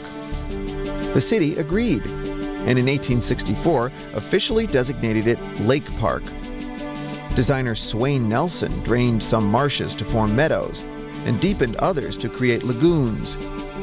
He laid out carriage drives and pedestrian paths, and he personally shooed away the occasional wandering cow, for which he got an extra $15 a year. But removing the bodies to other cemeteries took more than 10 years. And as we now know, untold thousands of the departed never departed Lincoln Park. You know, every time I do one of these programs, I learn things I never knew before. I wonder if you're learning things that you never knew before. Did you know about the cemetery in Lincoln Park? Unbelievable. So much more of this program still to come, including the story of Millennium Park, so be sure you stay tuned.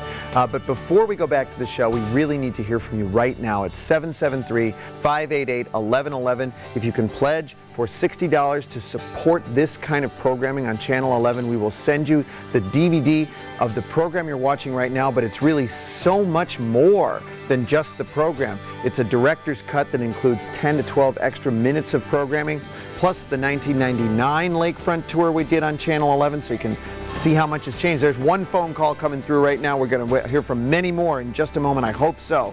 And then you get more and more on this DVD as well. A whole documentary about the Edgewater Beach Hotel, a piece about the Alfred Caldwell Lily Pool is on here, all kinds of extra features. So please, don't wait another minute. We really need to hear from you right now. 773-588-1111. In just a moment, we'll tell you how you can get more than one DVD at a discount, and you can mix and match from my whole collection of Chicago DVDs that I've been doing over the last 14 years here at Channel 11, but the important thing is really to hear from you right now. We need your support. 773-588-1111. Sabrina, we hope they'll call right now. Absolutely. You know, Jeffrey, it was marvelous to hear you say 14 years.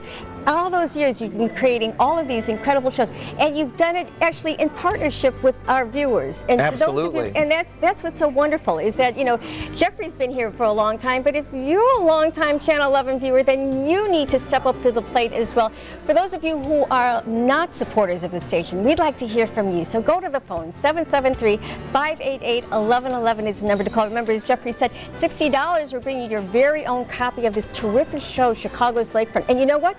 There is more to come. You know, in the last section, you saw the Nature Conservatory, the Peggy Nobert Nature Museum, Lincoln Park Zoo, Chicago History Museum. As Jeffrey said, there's something lingering there under parts of Lincoln Park, yes, and so much more. Things we didn't know about. For example, I'm a lifelong Chicagoan. I did not know about that Alfred Caldwell lily pond, secret garden, as it were, and so much more. There's wonderful history and characters and forces of nature going on, and you can be a force of nature right now when you call in your support. You know, we also have opportunity for you to take advantage of Jeffrey's various titles by way of pick and choose, mix and match. You can select any 2 titles for $100, any 3 for $150, any 4 for $200.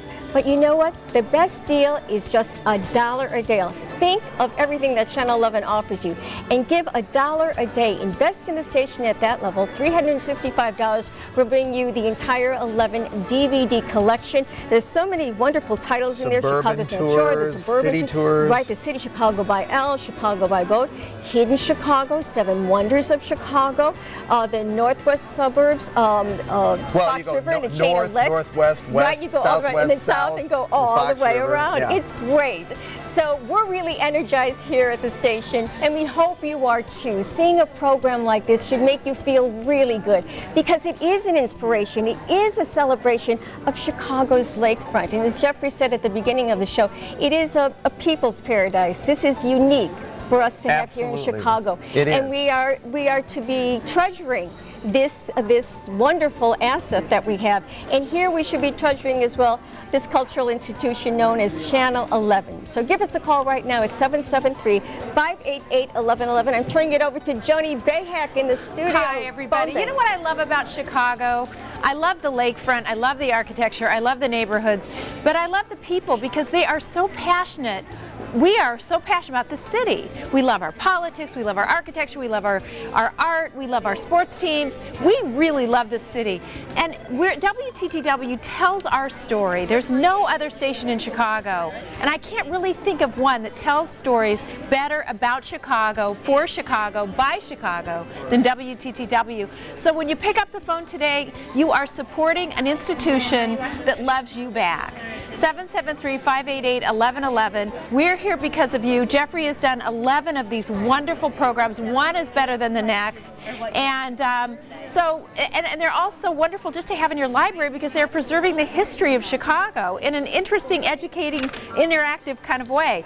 I want to just encourage you to pick up the phone and make a pledge of $60 to WTTW, and we'll happily send you the DVD that you're watching. But as Jeffrey keeps saying, it's so much more. There's packed footage in here, special features, including the 1999 production of the Chicago's Lakefront, so you can really see how the lakefront has changed and developed.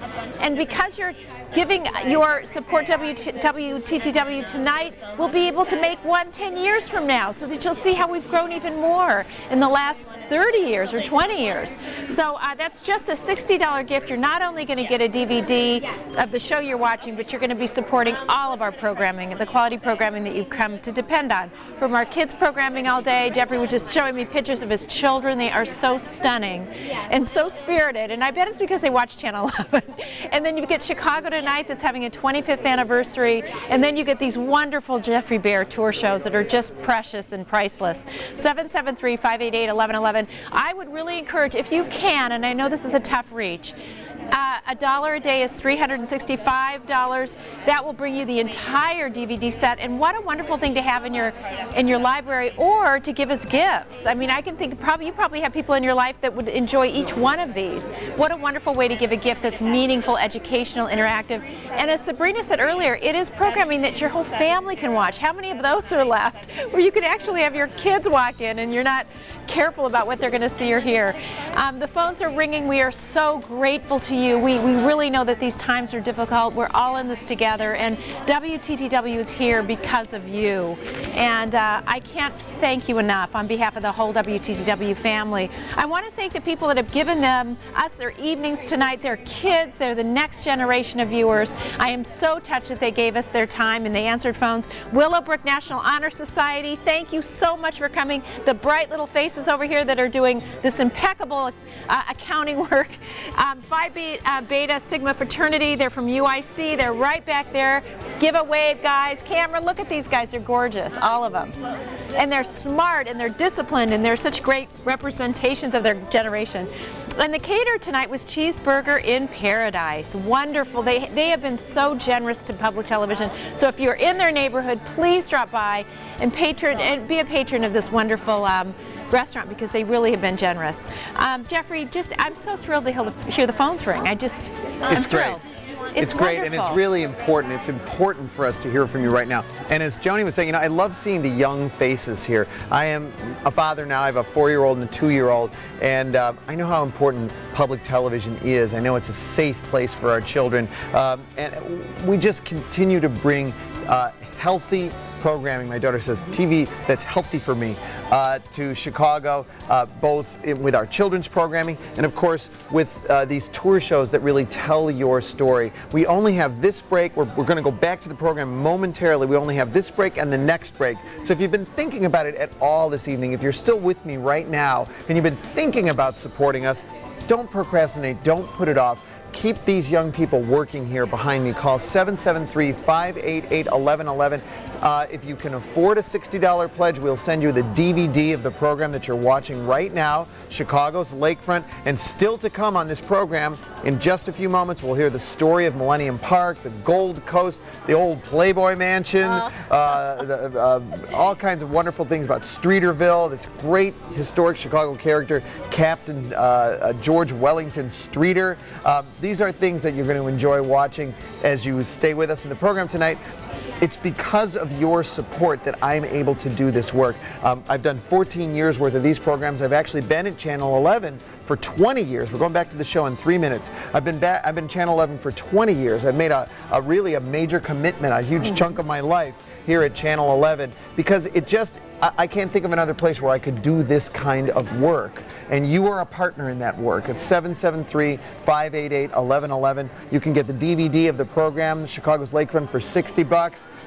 We have a sort of quantity discount, so you can get 2 of these for $100, 3 for $150, 4 for $200. Maybe keep one for yourself, give one to a teacher, one to a library, and one to a friend who moved out of Chicago. Or you can mix and match, because I've done well, I've actually done more than 11 programs, but we're offering a collection of 11 of my programs. The 5 shows about the city, actually 6 shows about 5 about the city and 6 about the suburbs. A real huge document of Chicago and your story. That's for $365. Now that's a lot of money in this economy. Absolutely it is. But if that's something that you can afford, we really hope that you'll consider making that generous pledge to Channel 11. We could do so much with your $365 pledge. The least we can do, Sabrina, is send a whole collection of the programs. Absolutely. It is worth it, because it is a wonderful collection of programs and entertainment and inspiration and information about the city and the surrounding communities that you are a part of. And people have to remember that what really makes public television is you. You make that difference. That's right. And you know what? Right now we have these various thank you gifts. It's $60 for the program itself, Chicago's Lakefront, and a variety of the DVDs and the entire collection at 11 titles at $365. But remember that your investment in Channel 11 is important, no matter what the amount. That's Whatever right. We recognize that these are challenging economic times. It's challenging economic times for us here at Channel 11 too, and that's why we take this opportunity to say, hey, you know what? We're all in this together. And when you work with us, we can keep you going fueled with wonderful programs for the entire family to enjoy. So maybe it's time for you to renew your membership, like me, and I just did. Or maybe you're a new supporter of Channel 11. Go to the phone and give us a call right now and let us hear from you in any amount, at any support level. You know, Jeffrey, I like to say that any investment that people make in the station, it comes right back to you every time you tune into the station. So you can see those dollars at work, especially people who are supporting our touring shows. And we're going to be going back to the last momentarily. 30 seconds, we're going back to the show. You know, if you were having trouble getting through earlier, we have a few phone lines open right now, so this is a really good time. You can get in, get on the phone, get off the phone, make your commitment to Channel 11 at 773-588-1111. We have always valued our viewers. You cast a vote for this kind of programming when you call, and that sends a very, very strong message to us. So call now, and thank you for your pledge. Thank you.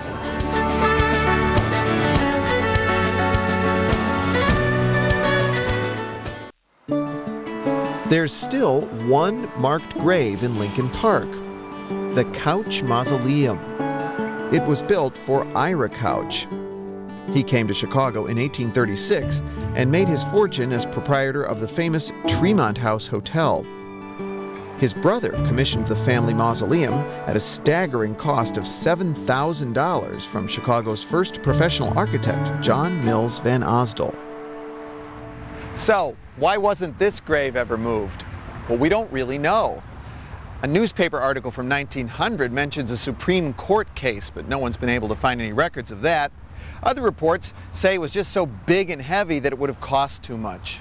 The number of bodies inside is also a mystery because those records haven't been found either. Just south of the old city cemetery, the Catholic Church built a cemetery of its own. It was vacated at about the same time. The church built this magnificent mansion for the Archbishop in 1880 on some of the old cemetery property. The humble church leader was soon surrounded by Chicago's fanciest neighborhood, the Gold Coast. Wealthy Chicagoans started moving here from the near South Side in the late 1800s. The leader of the mass migration was Potter Palmer, a dry goods merchant and real estate baron who gave Marshall Field his first job in Chicago. In 1882, Palmer filled a frog pond and built what can only be described as a castle on the lakefront. Palmer's wife, a Kentucky-born aristocrat named Bertha Honore, was the queen of Chicago society. Her parties were legendary. She entertained in her famous picture gallery, filled with impressionist paintings. Mary Cassatt advised her on purchases, and she knew Claude Monet personally. The parties in this Gold Coast home would have made Bertha Palmer blush. This was the Playboy Mansion where Hugh Hefner lived and entertained in the 1960s and 70s. A Latin inscription on the front door read, "Si non oscillas, noli tintinare." If you don't swing, don't ring. Most Gold Coast residents wanted homes designed in traditional classical style. But a wealthy lumberman named James Charnley hired the radical modern architect Louis Sullivan to design this house in 1891. Assisting Sullivan was his cocky young draftsman, Frank Lloyd Wright. To me, the dramatic three-story atrium gives a hint of Wright's future prairie style. The house is now the national headquarters of the Society of Architectural Historians, and it's open for tours. Across Lakeshore Drive from the Gold Coast, Oak Street Beach was the most popular spot to see and be seen. Today, it's as popular as ever. Chicago's most spectacular bike trail runs for 18.5 miles along the lakefront. But at times it can seem a little more like an obstacle course. On your left. South of Oak Street Beach is a patch of pricey real estate with a sort of Wild West history. Originally, this land was under the lake. But in the early 1800s, as piers were extended from the mouth of the river, sand began to fill in here. The newly created land wasn't technically part of Chicago, so it became a lawless vice district called, appropriately enough, the Sands. Then, in 1886, an itinerant circus promoter and would-be gun runner named George Wellington Streeter ran aground here in his dilapidated steamboat. He decided to live aboard the wreck, and he and his wife, Ma Streeter, became the unofficial first family of a whole squatters camp that grew up around them. It took more than 30 years of court fights and even armed battles before the city finally evicted Streeter for selling liquor on Sundays. And that opened the way for development of this prime real estate. Today, it's still known as Streeterville. East Lakeshore Drive is lined with luxury apartment buildings from the early 1900s. They're now condos. Many were designed by Benjamin Marshall, who was himself a member of Chicago's social elite. Marshall also designed a luxury hotel for visitors to the neighborhood. The Drake Hotel opened on New Year's Eve in 1920. In the hotel's legendary Cape Cod room, you can see where Joe DiMaggio and Marilyn Monroe supposedly carved their initials into the bar. Towering above the Drake, the sleek Art Deco-style Palmolive building from 1929 by architects Holabird and Root cuts a dashing figure on the skyline. It was the headquarters of Playboy magazine from 1967 to 1990. I guess Hef wanted to walk to work. When you think about the footage, you've got 4,913 square feet. Oh my God. A developer started converting it to condos in 2002. Oh man. Now, Catherine, what's the asking price here? $4,650,000. Uh-huh. No, affordable. I'm just old enough to remember the beacon light atop this building that used to swoop across the horizon. It was named for Charles Lindbergh, and it was visible in 4 states. A second fixed beacon pointed pilots to what is now Midway Airport. But eventually, taller structures went up, like the John Hancock building, and the neighbors didn't want the light shining into their apartments. It was shut off in 1981 and shipped to an aviation museum in Wisconsin. The John Hancock Insurance Company, which has gotten so much recognition from this famous building, actually came to own it because of a construction snafu. A faulty caisson required repairs that delayed completion of the building, and Hancock, the primary lien holder, assumed ownership. The Hancock is a much-loved Chicago building, but it opened the door to more high-rises, like Water Tower Place and others, that some say have changed the Magnificent Mile into a magnificent mall.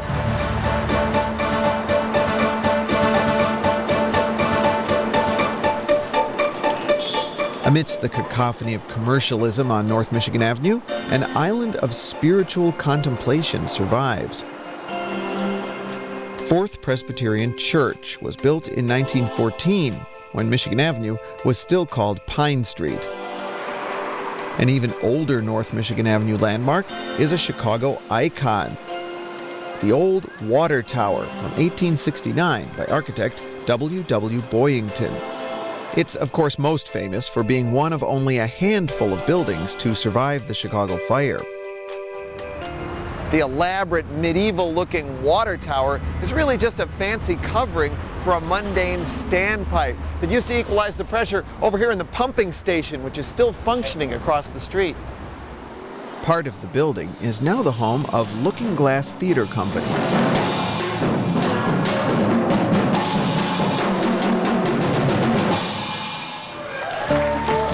The pumping station was built to be the receiving end of the city's first water tunnel. Workers dug the 2-mile-long tunnel underneath Lake Michigan by hand in the 1860s, after water near the shore became too polluted to drink. Out in the lake at the other end of the tunnel was a water intake pipe protected by a building called a crib. Today, the cribs are connected to water treatment plants on the lakefront. One is adjacent to Navy Pier. Looking back at the shoreline from here, you see a pair of buildings that revolutionized architecture. 860-880 North Lakeshore Drive, built in 1949. The architect was Ludwig Mies van der Rohe, head of architecture at IIT and one of the most important architects of the 20th century. The Chicago Landmarks Commission said these twin apartment towers set the standard by which all subsequent glass and steel high-rises are judged. The Museum of Contemporary Art chose a modernist style when they built their new home in 1996. German architect Josef Paul Kleihues gave it an iconic grand stairway in front and an elegant internal stairway shaped like a leaf. Artists today don't just paint and sculpt. So the museum presents a multitude of media. Next is an apartment tower that's so dramatic, you might actually forget to ask how it ended up on what's supposed to be public ground along the lakefront. According to the book The Politics of Place, a city ordinance permitted construction of harbor and terminal buildings near the mouth of the Chicago River. The developers of Lake Point Tower used this loophole to get permission for their building, which opened in 1968. The architects, George Shipwright and John Heinrich, included a green roof before the term was even coined. The private 2.5-acre garden sits atop the building's 3-story parking garage. It's another work by the great landscape architect Alfred Caldwell. Residents in Lake Point Tower get an amazing view of Navy Pier.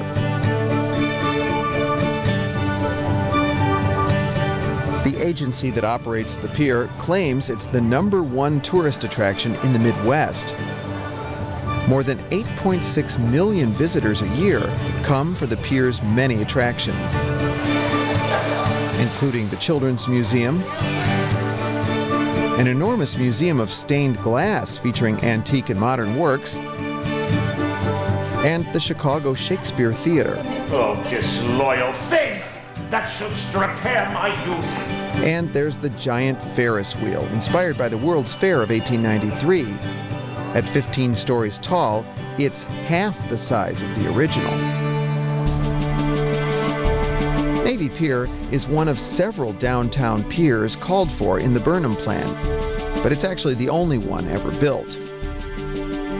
It opened as Municipal Pier in 1916. From the beginning, it had 2 purposes. It was a terminal for Great Lakes shipping and a recreational spot for everyday Chicagoans. People flocked here to have a drink in the beer garden, dance in the ballroom, or just take in a fresh lake breeze on a hot summer night. By the 1930s, the shipping business completely dried up at Navy Pier. The U.S. Navy used the pier as a training facility from 1942 to 1946. The first President Bush got his aircraft carrier training here. The University of Illinois used the pier as a campus from 1946 to 1965. But by the 1970s, it was more or less abandoned, except for a few festivals and art fairs. It sat vacant until the 1990s, when it was transformed into the urban playground we know today.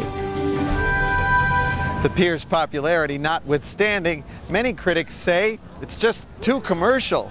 As of 2008, the Pier Authority was considering plans for a makeover. This landmark lighthouse has helped boaters find the mouth of the Chicago River since 1917. At the river's mouth, former industrial land that lay vacant for decades has suddenly sprouted a forest of new condo towers, even as the real estate market continued to sag in 2008. The biggest buzz here is about the Spire, Chicago's first building by Spanish superstar architect Santiago Calatrava. At 150 stories and 2,000 feet, the twisting condo tower will be the tallest building in the Western Hemisphere, 25% taller than Sears Tower. The project broke ground in 2007. But amidst the economic crisis at the end of 2008, construction was put on hold, and architect Calatrava filed a lien claiming the developer owed him more than $11 million in unpaid fees. In 1937, the city erected this great bridge near the mouth of the river. It's called the Franklin Delano Roosevelt Memorial Bridge because Roosevelt came to Chicago to dedicate it. But in his speech, it was clear he had something more important in mind, the growing threat of Hitler in Europe. It seems to be unfortunately true that the epidemic of world lawlessness is spreading. Chicago motorists of a certain age will remember that Lakeshore Drive, south of the bridge, used to take a rather annoying zigzag route called the S-curve. The city straightened the S-curve in the 1980s by rerouting Lakeshore Drive to the east. A part of Lakeshore Drive that was abandoned when the S-curve was straightened was turned into an inspiring park dedicated to cancer survivors. This is another part of what used to be Lakeshore Drive. Now it's a ramp that leads us into an astonishing new $4 billion city within the city called Lakeshore East. The most eye-catching high-rise at Lakeshore East is called Aqua, an 82-story mixed-use building by Chicago architect Jeannie Gang of Studio Gang. She says the undulating exterior was inspired by limestone outcroppings found around the Great Lakes. This building, and all of Lakeshore East, stand on property that was once an enormous railroad yard. It was the end of the line for the Illinois Central that ran up the lakefront. In the 1970s, the Illinois Center development began rising on the air rights above the western portion of the old railroad yard. The very first building developed on the Illinois Central air rights was the Prudential Building in 1955. For many years, the Prudential was Chicago's tallest building. The Chicago Cultural Center is not built on the Illinois Central air rights. It's across Michigan Avenue. But one of its most distinctive features was inspired by the railroad yard. The interior is decorated in glistening mosaics, partly because the architects wanted a kind of artwork that could easily be cleaned of the soot from the steam engines across the street. The breathtaking Tiffany Dome, restored in 2008, is the largest in the world. This magnificent building was built to house the Chicago Public Library. The area around the Cultural Center has seen a boom in condo development, thanks to Millennium Park. New towers have been built, and old ones, like Montgomery Ward's office building, have been converted. I can just imagine Ward looking out these windows and tracking the progress of his battle to transform the lakefront into a park. If only he could see the view today. Millennium Park opened in 2004. Crowds flock here to splash in artist Jaume Plensa's Crown Fountain, with its glass towers displaying the spitting images of 1,000 ordinary Chicagoans. They marvel at the skyline, mirrored in Anish Kapoor's sculpture officially called Cloudgate, but universally known by its affectionate nickname, the Beam. And they take in summer concerts under the swooping stainless steel of architect Frank Gehry's Pritzker Pavilion. Other highlights also include a serpentine bridge, also designed by Frank Gehry, a perennial garden with a man-made stream that separates a light side and a dark side, the Harris Theater for Music and Dance, and a recreation of the Peristyle, a monument that stood on this site until the Grant Park Underground Garage was built in the 1950s. Millennium Park, in a way, completed the work that Montgomery Ward started a century earlier. It's built on the one slice of downtown lakefront that had never been converted into a park. It was part of the old Illinois Central rail yard. Even after the yard was mostly abandoned, it remained a hole in the otherwise seamless downtown lakefront. Now, Mayor Richard M. Daley's dentist office was in one of the buildings across Michigan Avenue from here. Every time he'd have his teeth cleaned, he'd look out the window, just as Montgomery Ward had done years ago, and think about filling that cavity. On Daley's orders, the city devised a plan to build a new park on stilts high above the old railroad yard. The first design was restrained and classical, like the rest of Grant Park. The cost of building the park was supposed to be covered by revenues from a new parking garage underneath it. But construction problems forced delays, and costs skyrocketed far beyond the predicted garage revenues. Chicago's philanthropic community came to the rescue, and in the process, they commissioned a much more dramatic and expensive park. We'll never know if Montgomery Ward would have approved of Millennium Park, or if he would have gone back to court to stop the building of these massive monuments and pavilions. But in the court of public opinion, it's a winner. Whether you're a millionaire with a penthouse view, or just a kid from a city neighborhood, this is your park. And so is the rest of Chicago's lakefront. It's a haven for birders and bikers and ball players. Young parents pushing strollers, and seniors strolling through their retirement years. Boaters with luxury yachts or just a pair of oars. It's a people's paradise that's truly unique in the world. And somewhere, Daniel Burnham is smiling. I hope you've been learning a lot about Chicago, our beautiful lakefront. This is such a popular program on Channel 11, and this is your last chance to call and let us know that this is the kind of program that you love and you want to see more of. And the best way to let us know that is to pledge your support. Maybe it's just $25 or $15 to say, you know, I love what you do at Channel 11. That means so much to us. If you can pledge in the amount of $60, you can get right through right now. Earlier, the lines were jammed. If you call quickly, you can get right through at 773-588-1111. And for $60, we'll send you the DVD. Oh boy, the phones are picking up already. Get to the phone quickly, 773-588-1111, and we will send you the DVD of the program you just saw, Chicago's Lakefront, jam-packed with extra features. Now, it's not just the DVD of the program you saw. It's a director's cut with 10 to 12 additional minutes of content. We've also got a number of full-length extra documentaries on this DVD, including the 1999 Lakefront program.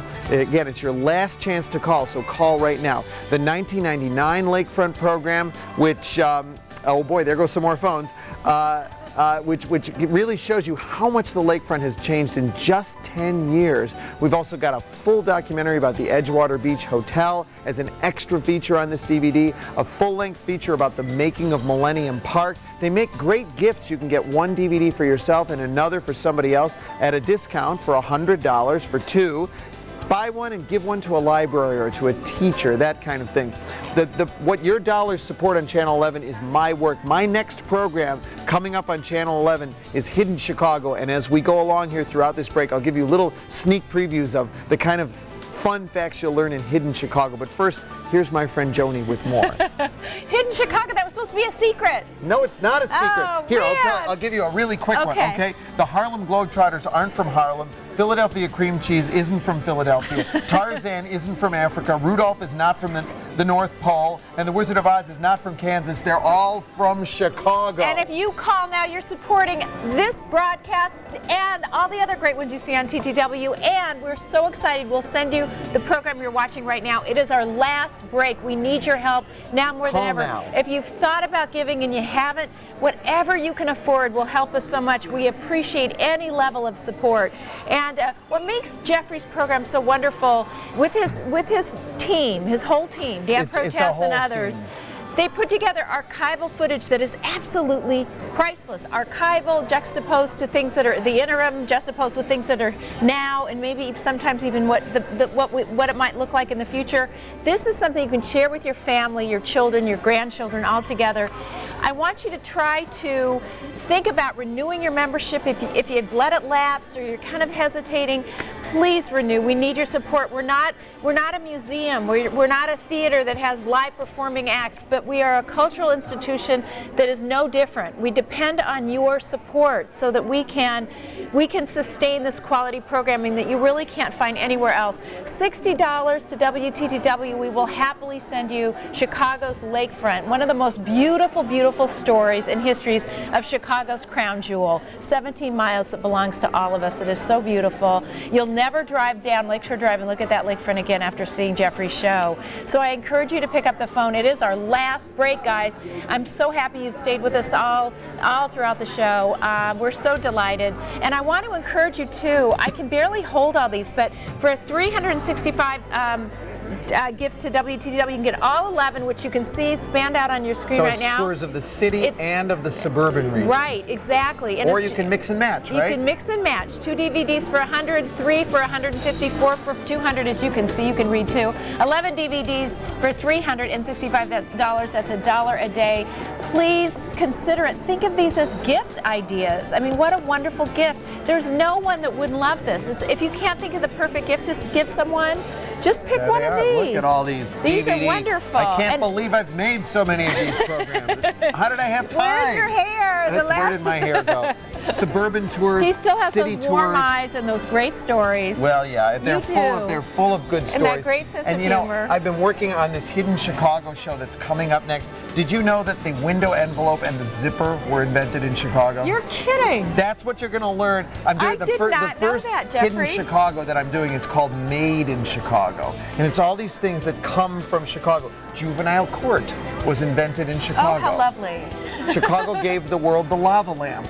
See, that's why we love you. That's the kind of thing your call supports. Now, we need to hear from you right now. Do not delay. Call right now. It's your last chance. You've got to pump it up here, hon. I can't hear you, but I'm totally energized in this part of the studio because you've got a lot of youthful energy. You've got a shot a little bit ago of Robert, who's over off to the side of my shoulder, along with Jamie and Jessica and a great group of volunteer operators. They want to take your call. They've been here wanting to take your call and talk you through the process of becoming a supporter of Channel 11. This is your last opportunity. And so they're jazzed up. We're all jazzed up here because we want to make you a part of this station and the wonderful programs that we can bring you with your support. That's how it works. It's a partnership. You watch these programs, but when you support Channel 11, you make it happen. You are part of the lineup of programs that we can bring you. Wonderful entertainment for the entire family. You know, just a little bit ago, I asked some of our volunteer operators who grew up watching Channel 11. Every hand flew up. We've got members of the National Honor Society from Willowbrook. Their hand went up. We've got members from a fraternity at UIC. They're all jazzed up. They are all excited. We are all energized. This is the last opportunity, the last break for you to support this program, for you to say thank you with your financial support. Remember, $60 for bringing you your very own DVD copy of Chicago's Lakefront. And it's got all this great additional bonus material that we weren't able to show you in this broadcast, but you will enjoy, including a segment on the Alfred Caldwell Lily Pond, the Edgewater Beach Hotel, and the 1999 original Chicago Lakefront broadcast. Now, you can have your mix and match combo with the DVD collection, any 2 for $100, any 3 for $150, any 4 for $200. But you know what? How about getting the entire 11 DVD collection, and that can be yours for your $365 investment to Channel 11. Only $1 a day. Isn't that great? And think of all that Channel 11 offers you, for you and every member of your family. We've got something here, whether it's in how-to programs, science, nature, music, great performances. We're always looking for your feedback. We want to know what you want to see here at Channel 11. You know, on a weekly basis, we ask the kids, give us your favorite kids pick, and then we show it to them on Friday. We send out flyers and mailers to you, the audience, wanting to know what you want to see. That's how it works. It's a partnership. It's great feedback, and with that feedback, we can continue to bring you great new programs, like new programs, right, Jeffrey? Yes, I am currently working on a program called Hidden Chicago, and the chapter I'm working on is called Made in Chicago. Did you know that Lincoln Logs were invented by Frank Lloyd Wright's son in Chicago? No, I didn't know that, Jeffrey. Chicago gave the world the Twinkie. Chicago gave the world Tinker Toys, Cracker Jacks. That's the kind of thing that your dollars support. This is your last chance, your last break to call. Please call right now. Let's not let this momentum die down. We have a very ambitious goal, and we really need to make it. We need to know that this is the kind of programming that you value, and we need the dollars so that we can continue to bring you things like Hidden Chicago, which is my next project at Channel 11, Made in Chicago. I'm working on, I've been told that Chicago gave the world the fire pole. Really? That came from Chicago. Not sure. I've been told that we're going away in like 3 minutes. Let's make this the greatest 3 minutes in the history of Channel 11. But that means we need every single one of you to go to the phone right now, 773-588-1111. The operator's got a little, I can hear it, I can sense it in the background. The calls have died down a little bit, so you can get right through. If you were having trouble getting right through a few minutes ago, go back to the phone, make that call. Oh my gosh, 1 minute. 773-588-1111. In the next 60 seconds, I want to see every phone light up in here in the studio. Every contribution counts. Every contribution counts. If it's a $5, $10, $15 pledge, believe me, Joni, that really means a lot to us. Absolutely. It lets us know that you are willing to make an investment in the kind of programming that you really want to watch. You know, and you'll feel so good about it. You'll feel great. Really supported programming for maybe families that couldn't afford it. And that's right too. And you know what? You know, commercial television, in a funny way, they're having a pledge drive 24 hours a day, 7 days a week, because they interrupt their programs with commercials throughout the hour. We only interrupt programming a few times a year here at Channel 11, and that is because we need to bring in the dollars to continue to do this kind of work. Call right now. The DVD is loaded with extra material, Chicago's Lakefront. We really appreciate each and every one of your calls. Thank you so much for calling. Thank you.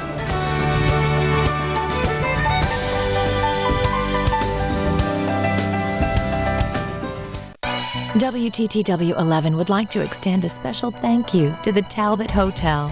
This luxurious boutique-style hotel features personalized service, elegant accommodations, and gracious amenities for discerning guests. And thank you to Edgebrook Chocolate Shop for generously providing dessert and special treats over the years for our hardworking volunteers. Thank you. This presentation of Chicago's Lakefront is made possible in part by Harris Bank. A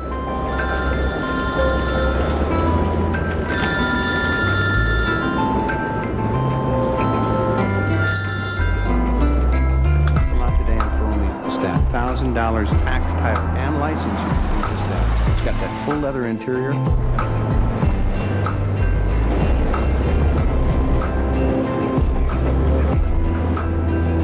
Here to help for over 100 years.